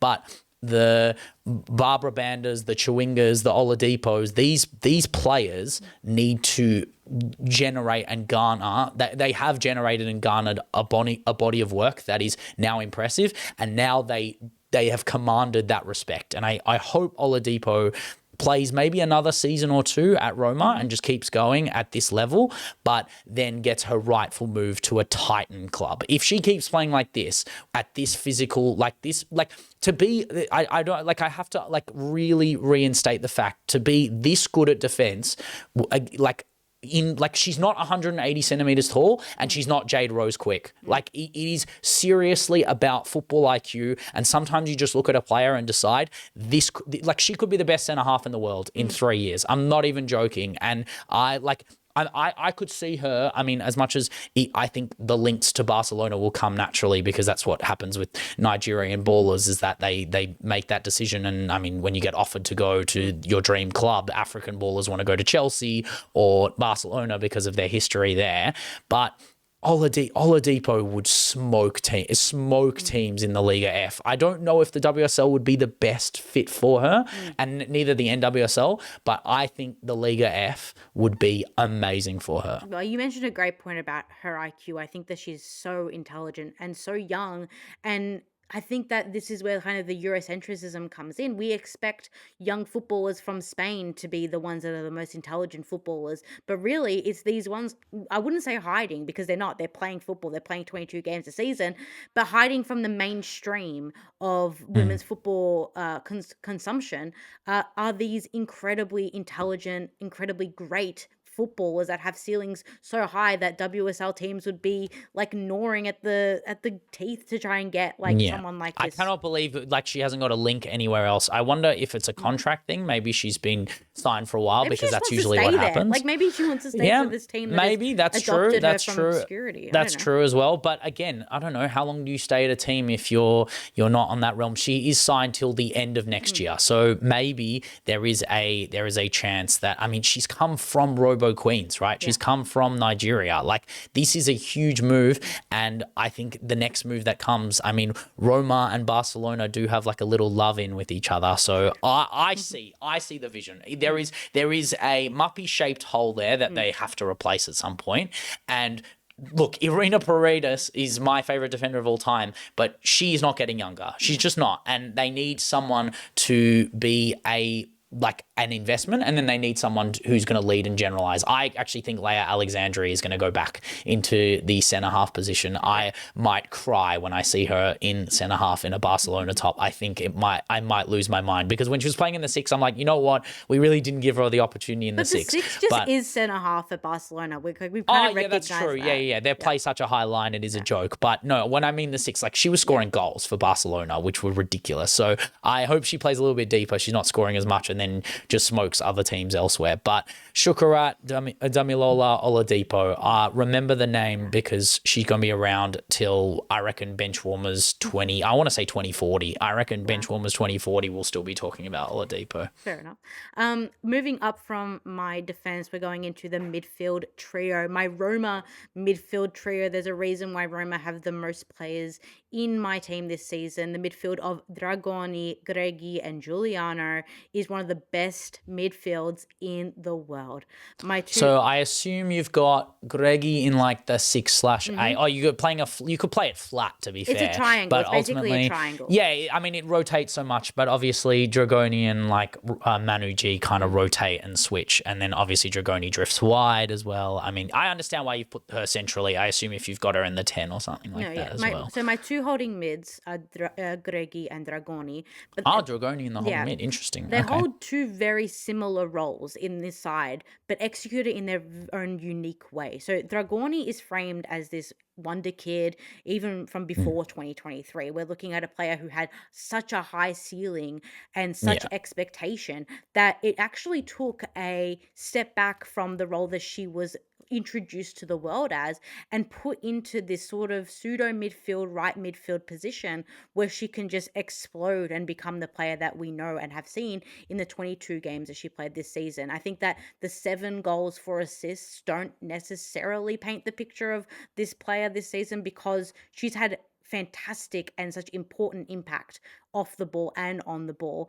Most notably, as you mentioned earlier, those drives from midfield into the final third and her distribution have markedly improved. We're seeing a genuine showcasing of maturation by a footballer. Somebody who started off quite raw is now really, I don't know if it's necessarily imbuing with the system, but is actually taking on the system of Roma play, of Serie A play, and is doing so in a way that is helping both her game and her team. And I think that that's very important for a player if they want to achieve the kind of stardom and success that Dragoni was expected to achieve from basically 19 years old.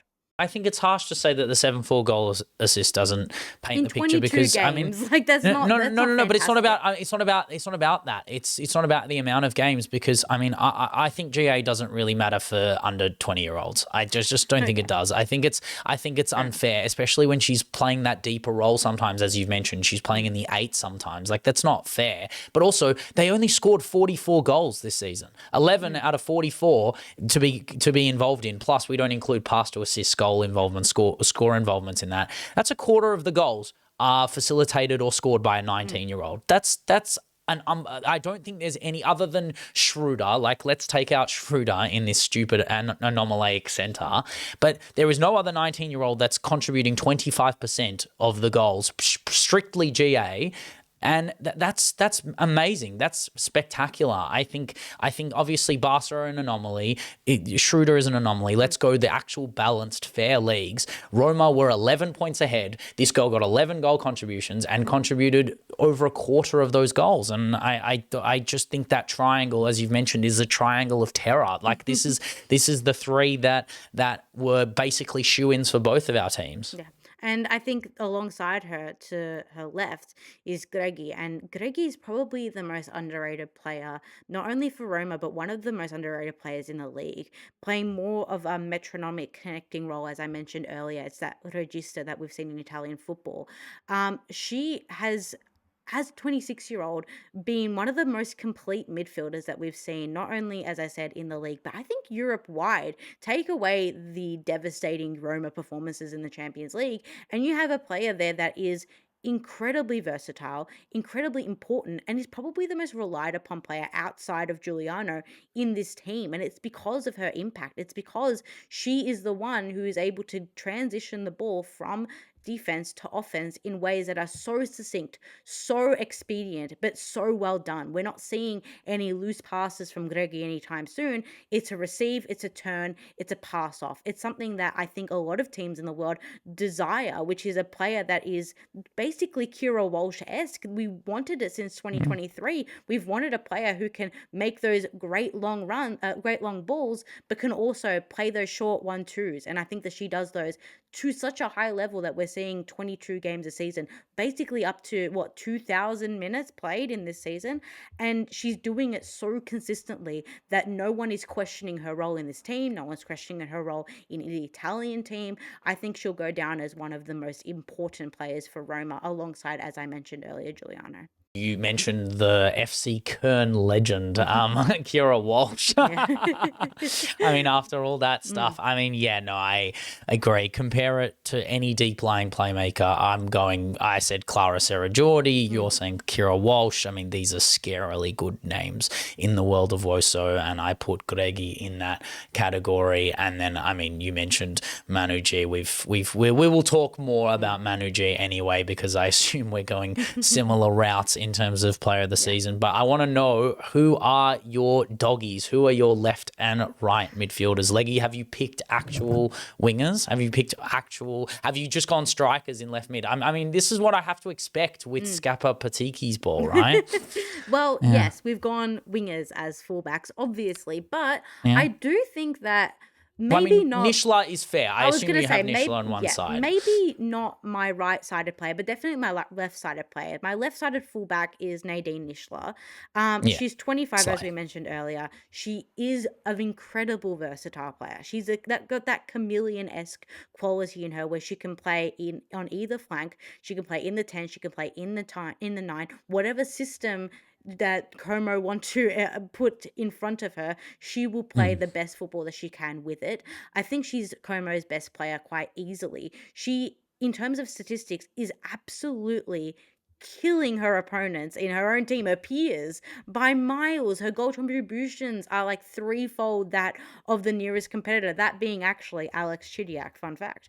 But what we're seeing from Nishla, which I mentioned earlier as well, is she's not betraying her style of football. She is that kind of unruly, kind of like quite mongrel on the left-hand side in this particular team, on my left-hand side, because that's how she plays. She wants the ball as close to goal as possible. She wants to be shooting as much as possible. Does it pay off all the time? No, but she did get 13 goal contributions this season, and it's her best return for a season that we've seen. I think that the limit is only so much for a player that plays in this team, and I recognize that Como is not the most conducive environment to turning quite a very, very good player into an elite or a world-class player, but she is building the foundation for what I think could be, from now on, a time in her career that she can look back on and be like, I played that fantastic season at Como. I then went on to do what I will be remembered for. And I think Nishla could have those years coming up for her.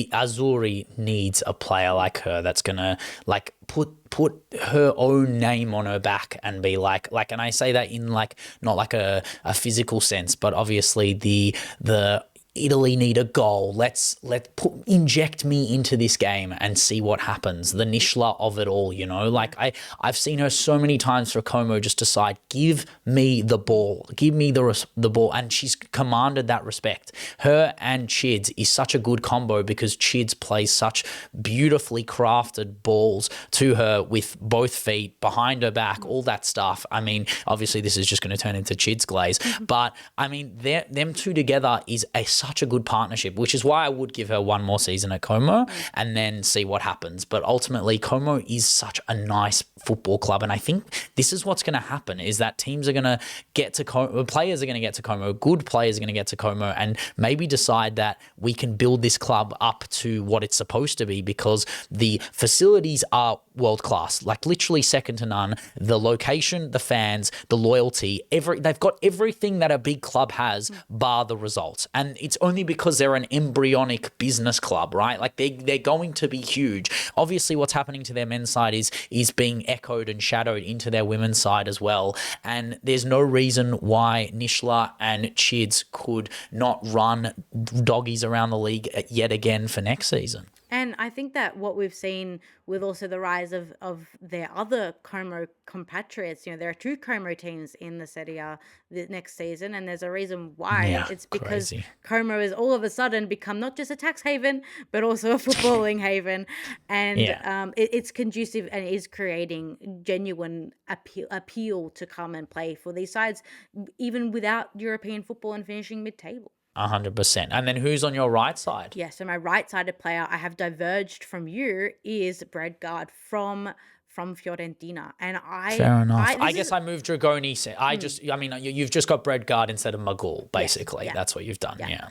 Breakout has been really identified and described as a workhorse on that right-hand side, and there is obvious reason for that. If you watch any Fiorentina game, Firenze. it all comes down on that right-hand side. She utilizes her strength and her speed so well, and is obviously the best player for a team that is actually quite consistently finishing in the top 4 in Italian football. This is not your mid-table team that has their one standout player.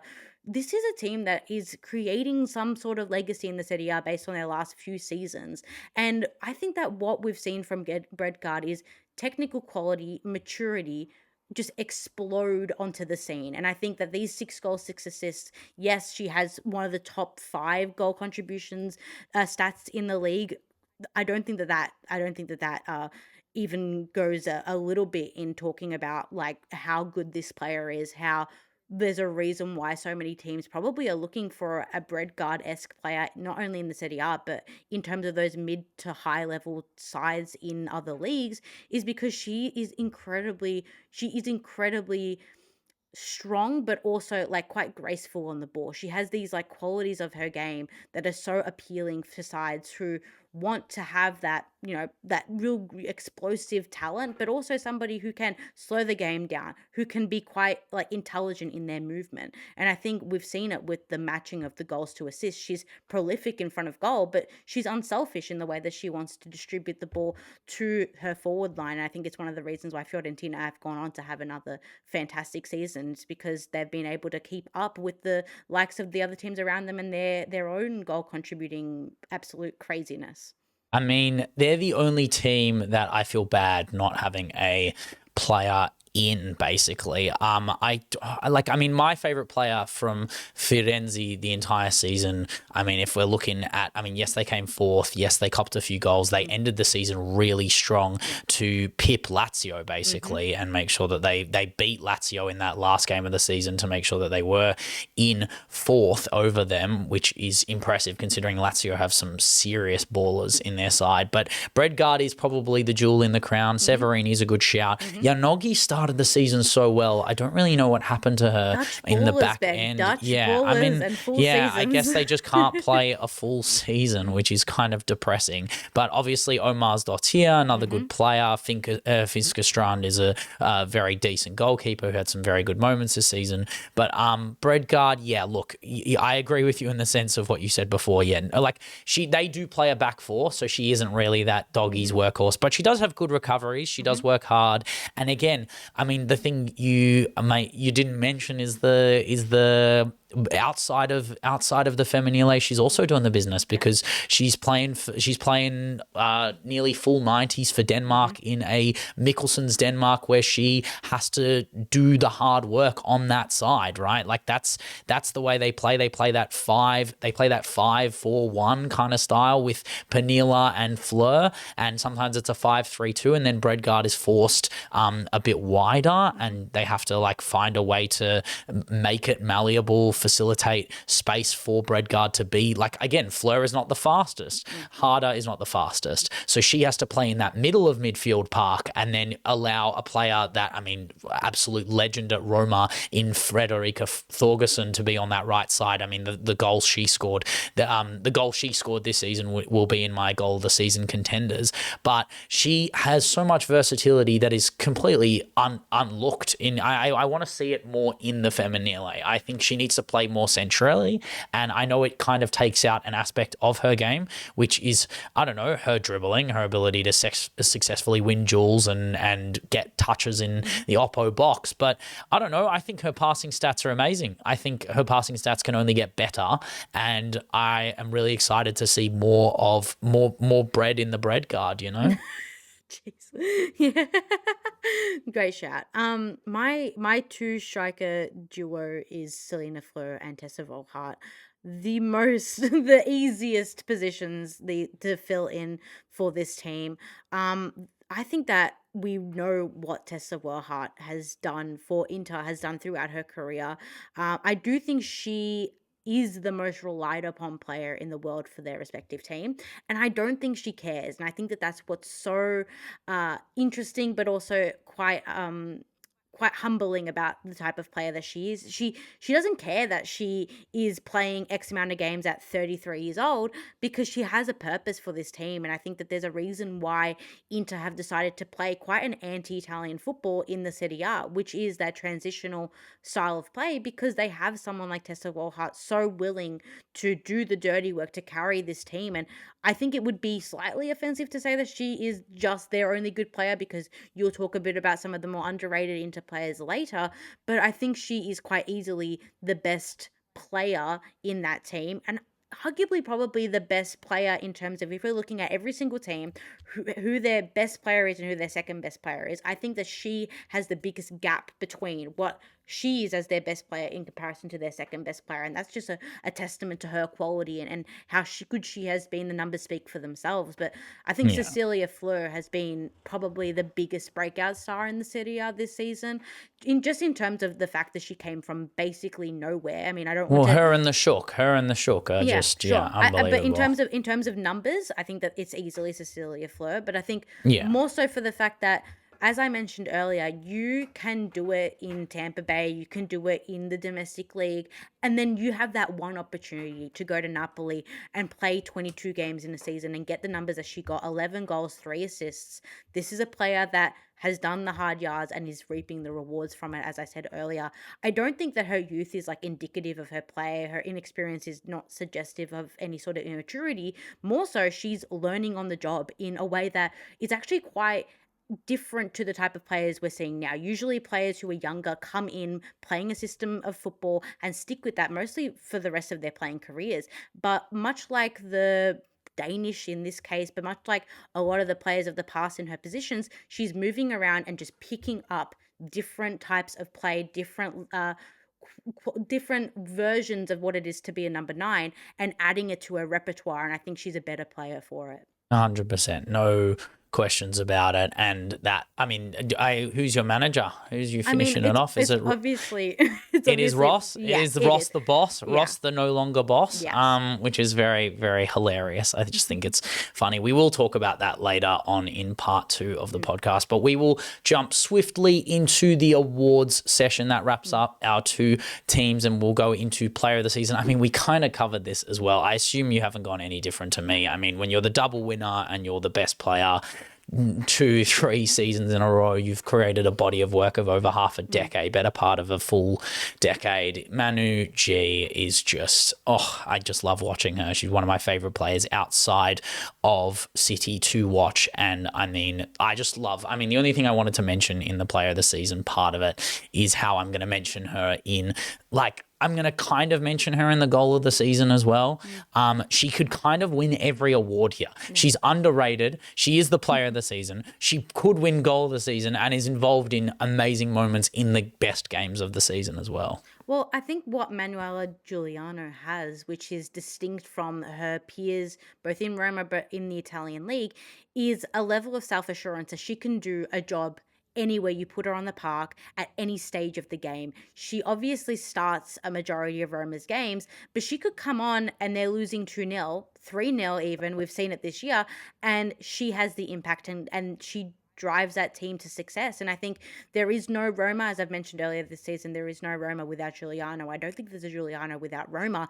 You mentioned the likes of Totti. I think a lot of De Rossi in terms of what I see. Yes, Dybala as well. Yeah, we go. as you're doing the celebration for the last 2 minutes. I didn't actually do it. I didn't think about it till then, and I should have said Dybala then. But this is what I expect when WOSO materializes into the business that it should be. And I get obviously I get a lot of WOSO TikToks, but I also get Menso TikToks. And I remember when Dybala was at Palermo, right? And he was unbelievable. He made team of the season and everyone, the celebration started beginning, and he went to Juve, and then now he's at Roma, and everyone talks with these rose tinted glasses about Dybala and his best and what he could have been. And he was the left footed, diminutive, magista. He was going to be the next Messi in that way. Manu G should in 10 years, 15 years, command the same level of nostalgia and respect as a Paulo Dybala, if not more, for what she has been doing. We're talking about, for Yanks out there, this is Temwa Chawinga level of dominance over a league. She is clear and away. I mean, for the Aussies out there, Flemington straight. Manu G, the rest. Take Manu G and put her in any other team in the top three, in the big three of the Femminile, they instantly become favourites to win the Femminile. Yeah, and I think that with Giuliano, we're also seeing very much a humble player take center stage. Somebody who is their most influential player, but is willing to sacrifice so much for the team around her. She recognizes her role in the institution of Roma. She understands that Roma is a proud club, a club that very much takes their best players under their wings and makes them legends, not just superstars, but legends. And I think that unfortunately, obviously, she's a product of a male football-dominated country, a male football-dominated online space where she's not going to maybe get the same recognition, the same nostalgia bait edits that Dybala gets. But not yet. It's coming. There is a symmetry between the two, and I think that there's a great symmetry between all Roma legends, which is the die for the badge mentality and the willingness to a forza Roma. Yeah, it's the success that comes with being in an environment that's conducive to it. So yeah, and I mean, I'm excited to continue watching her dominate. I mean, the Totti shout is more based on the longevity and the respect and the loyalty but Rossi, to Roma. If you actually watch the complete she plays deeper. Yeah, she plays deeper. She can do everything, but then her goal scoring is marvelous. I mean, you could compare her to any Italian great, and I mean, that this is just our 2 cents on it, or in Italian, should I say the due specie? Am I right? I'm cooking with the only Italian that I know, but Manu G is easily the player of the season. We're going to jump into underrated player of the season. I want to give a shout out first before I do that. I am wearing an AC Milan top, and this is my favorite AC Milan era of Menso 93-94. That's that God-given side, arguably many consider the greatest of all time. All the old heads will tell you about that miserly ass backline, but I haven't mentioned any AC players because they did kind of drop off at the back end of the season. Yes, they have some good players, but there is a reason why they dropped off, and it's because I would argue their best player went to North Carolina, right? Their best player fucked off. That's what happened, and her name was Evelyn Ijeh. Evelyn Ijeh played 11 matches, started 8, and was involved. I mean, how many goals did she get? No, she had 12 matches, was in the Femminile for 9 matches and had 6 goal contributions in that time. Had a few player of the match performances, namely the best one against Juventus, 1 goal, 1 assist in a 2-1 win for AC Milan. Huge moment. the fact that they get pipped that quickly is a bit of a shame, because AC Milan, from what they were to what they are now, is just maybe the biggest gradient of what they should be, and that's a bit disappointing and sad, but that's what happens to footballers that are good. You get paid for by bigger clubs, and that's what happens. But Ijeh was amazing, and I feel like her contributions to the Femminile this season would go unsung, so I did want to mention her.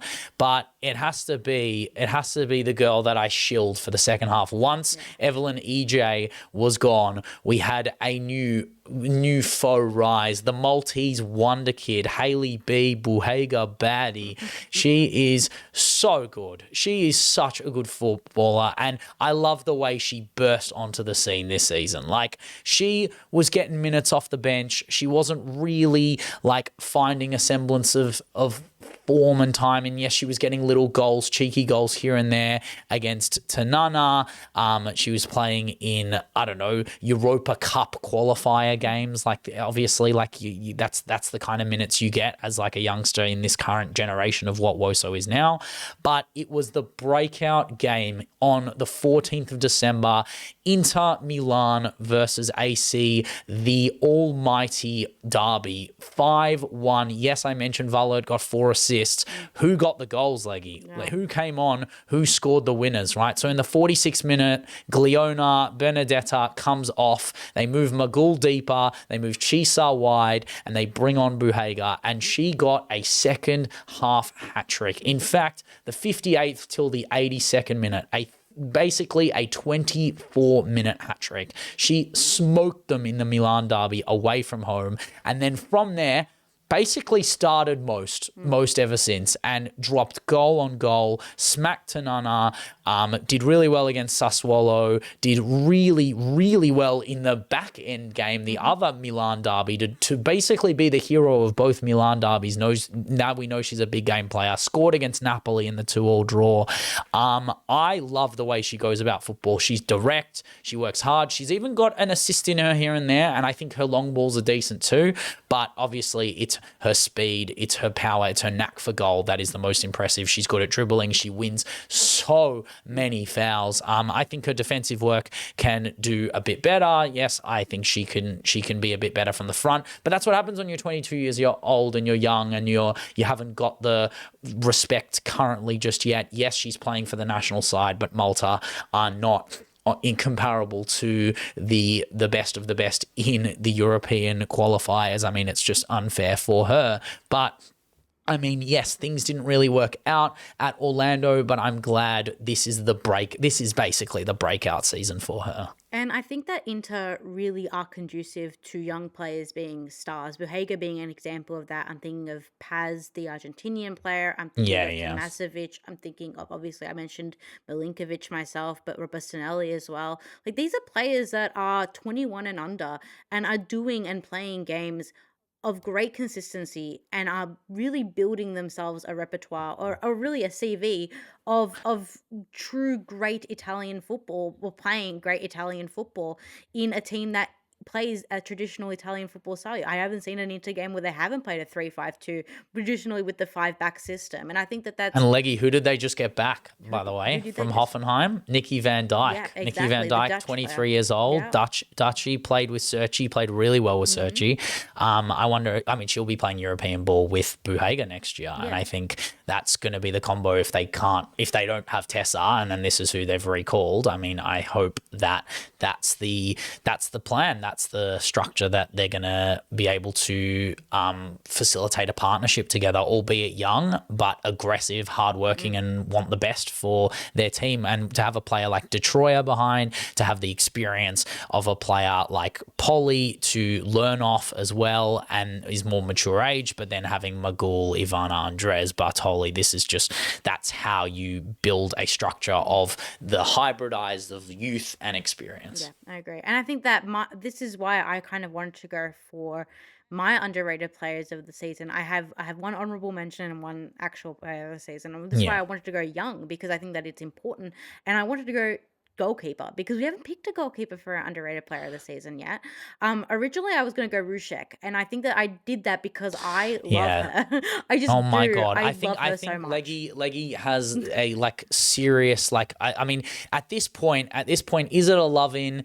Is it a dynamic triangle? Is it just your fetish for European goalkeepers of that realm? Like I don't understand it. Like No. Austrian goalies like it's Zins, it's Swedish Yeah. goalies like Musovic and Falk. Like Leggy, what is it about Austrian Swedish goalies that you just glaze to the sun goes I down? don't know. I think with Rusek, I think she's got something that Spills does have, which is a bit of character. I think that she is somebody who you can rely upon, which Juve relied upon a lot for that like 6 games at the end of the season, when really they should have been playing her in. And I still hold this: they would have won, or they would have at least done something in the Coppa final if she had played. And I truly believe that she's just an underutilized player. So she's like underutilized, but my actual underrated player of the season is Astrid Gilardi, the Como goalkeeper, somebody who we probably Mm. overlooked so much, we ourselves as podcasters, but I think Mm. the general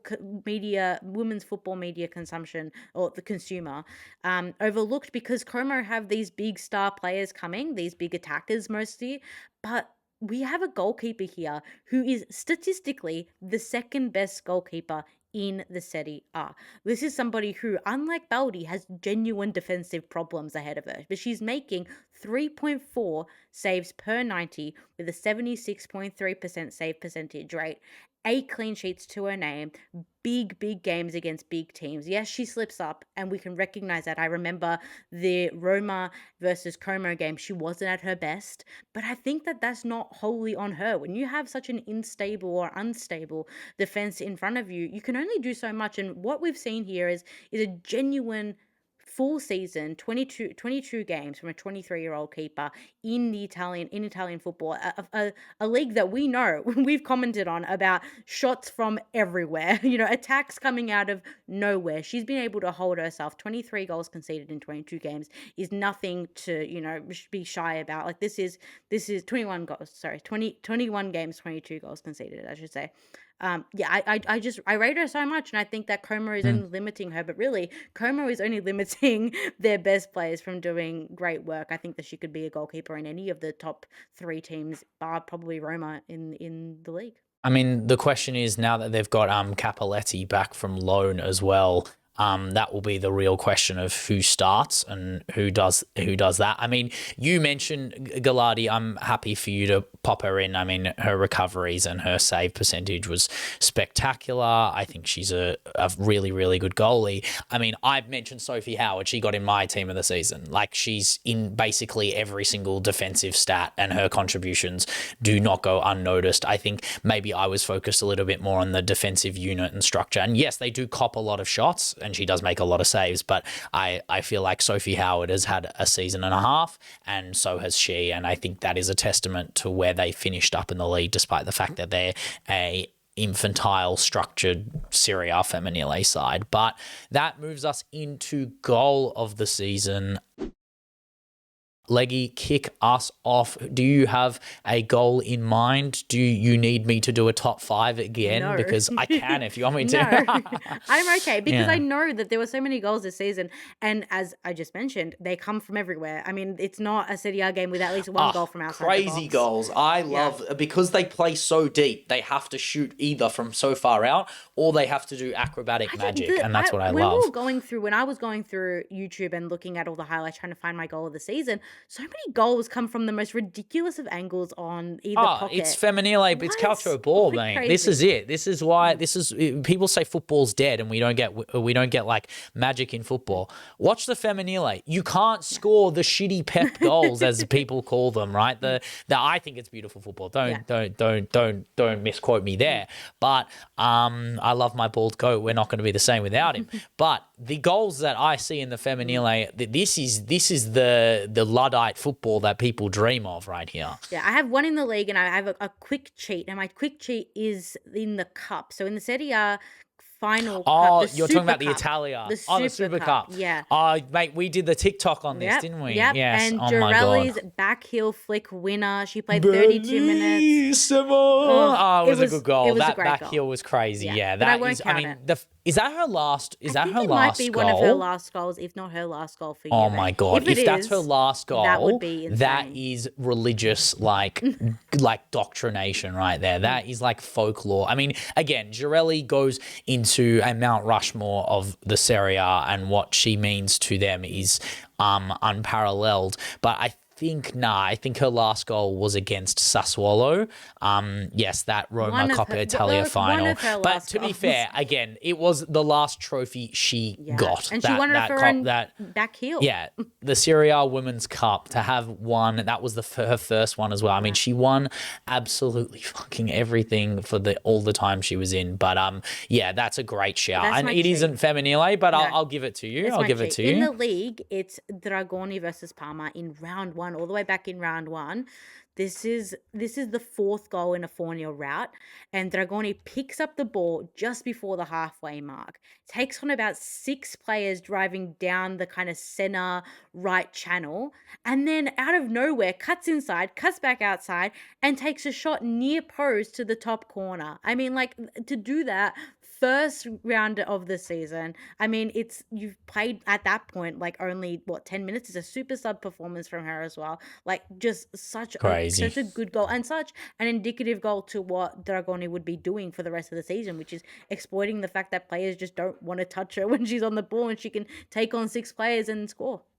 Yeah, I mean, it's just the way she plays, the way she strikes, the ball striking near post to get that and do that, and the celebration was absolutely spectacular as well. I love her like desire. Like, look, they're 3-0 up, 72 minutes in, exactly. and she's decided, nah, I want to be on the sheet. I'm gonna smoke this entire team. Yes, Parma's defense weren't necessarily the most Terrible miserly defending. this season, which is why I would say like it probably didn't make my top 5. But that's not to say that she didn't deserve it. I think she also had a goal like that later on against Genoa where she smoked a few defenders and she just like passengered her way through and just like does the whole thing. Give me the ball. I'm going to decide this. And to do that in a team with Manu G and Greggy and all these icons, like it's hard to command that level of respect. And I mean, like, I don't know, you have a player ahead of you like Veens, and to decide that you're going to be the scoring outlet is very impressive. I mean, I wanted to mention a few. So we're going to talk about Everton legend, Toffee legend, Zara Krumza, scored a halfway line goal versus Inter. The same game, Elisa Polli scored a bicycle kick. Those two are fantastic. Julie Elmo, now Kangpilled, but when she was at Roma, she scored a ridiculous left-footed volley match day 6. And then Ufren from, I believe it was Parma, did the same thing as Zara Kramza match day 21, and then Thorgerson versus Lazio on match day 17 did a crot and a half that I love. But my favorite goal, it also just got voted goal of the season. Like, the sad, like, I'm not gonna sit here and say like my favorite goal of the season is Elisa Polli's goal, but we're gonna talk about it very soon anyway because it's my best game of the season. But Bergamaschi's goal. This was such a huge game, right? Yeah. So Roma versus Juve. I was screaming at you saying Juve are way better than Roma. You're telling me that Roma've got it this year. I'm telling you that you are so Roma and Giuliano pilled and they haven't won anything. They have nothing to prove. It's very Arsenal versus Man City mentality here. And this kind of changed it all. I know they drew that game and it was 1-1 and I was kind of like, see, like they're not as good as you think. But Valentina Bergamaschi, this strike is disgusting. Like, it is, every time I watch it, I think to myself, oh my God, yes, she's 29 years old. I don't think she will ever hit a ball better than that. I don't think she's ever hit a ball better than that. That is such a disgusting goal, and it's so satisfying. It's such a, like, visually satisfying goal. Every time I watch it, it's just magnificent. That is what I was talking about with It's So Femminile, because the box is absolutely packed. There was no other choice, and she decided, you know what, I'm 33 yards out, let me lash this, and it goes absolutely postage stamp into the top left corner, I believe, and it's just a ridiculous goal. I don't know what you think. Was it on your mind? Was it a thought? Would it be around there? It was, and I also thought of, I don't know if you have this in your top 5, but because it's a very Ben goal, but I don't know where it was against, but I remember it was a 3-0 or a 4-0 by Roma. Giuliano picks up the ball, one touch, hits it, and it goes bar and in. Yes. Yeah. I did have the bar and in. I did have Manu. So the thing with Manu G, right, is that Manu G, I was just going to mention Manu G as like every goal she scores is not shit. It's either a penalty or she scores like a wonder goal, right? But there was just something about the way that Valentina VB struck this ball. It was the 11th minute of the game. The ball got laid out to her. There's no one making runs in the box, and she just absolutely lashes it. And it is such a powerful shot. The celebration is beautiful. Fingers out like this. I mean, that's right. You should cheer for that. Like, the celebration is aura and a half. I mean, I loved it. That's kind of when I kind of had the turn. I kind of thought to myself, wow, Roma have proven match winners. Roma have experience. Roma have a defender that I find ridiculously talented in Shook. And I thought that this was like, as much as there was a chance for Inter to definitely win this league, and there was a chance for Juve to probably get back into the league, it wasn't happening, and it's because of brilliance like that goal that happens. And I mean, the best game, I will kick it off. There were 2 games where Inter had 2 last-minute winners. One was with Vilhjálmsdóttir. One was with Polli. The one versus Parma was the Vilhjálmsdóttir winner, which was amazing, and the one with Polli was against Como. That Como game is absolute cinema. To me, that is like full on. I want Italian GOAT Martin Scorsese to direct the director's cut of that game against Inter Milan. Yes, Como also had a 4-3 loss to Roma as well, but this 3-2, match day 11, Valhert, Bugeja, both goals. Zara Kramzar scored a halfway line absolute banger to make it 1-0, but it was Valhert who replied. Then it was 2-1. Then Bugeja got the goal, and then in the 94th minute, it was Elisa Polli who didn't come on. She started, but it was Benedetta Gliona who came off the bench, whipped it from the right side instead of Merlot, and Polly's bicycle kick off out of nowhere. I didn't know that was in her locker at all. To get the winner is just it was a masterful game of football. I thought Chids was fantastic and absolutely smoked that midfield 3. I thought Berisha was good. I thought Nishla was kind of the only disappointing part of that game.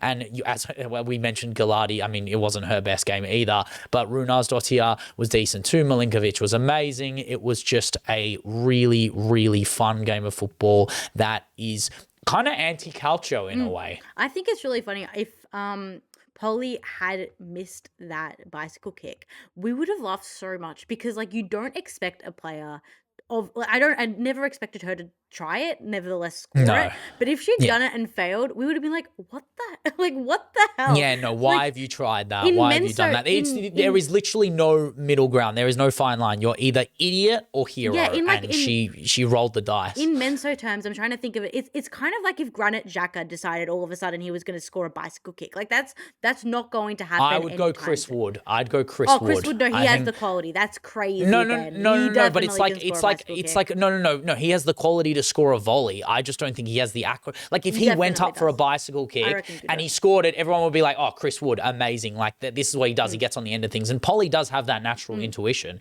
It's just more, I would never expect Chris Wood to put himself in a position where he's going to bicycle kick for something. I know you think he can do it, Leggy. That's not what this is about. This is about the fact that, imagine the amount of memes if Chris Wood went for a bicycle kick. Yes, exactly. Harry Kane did it. That's to say, Harry Kane. Yeah, Kane. Exactly. Kane is even. I mean, not necessarily the same stature player, but Kane going up for that acrobatic decision is just not Ronaldo in the World Cup recently.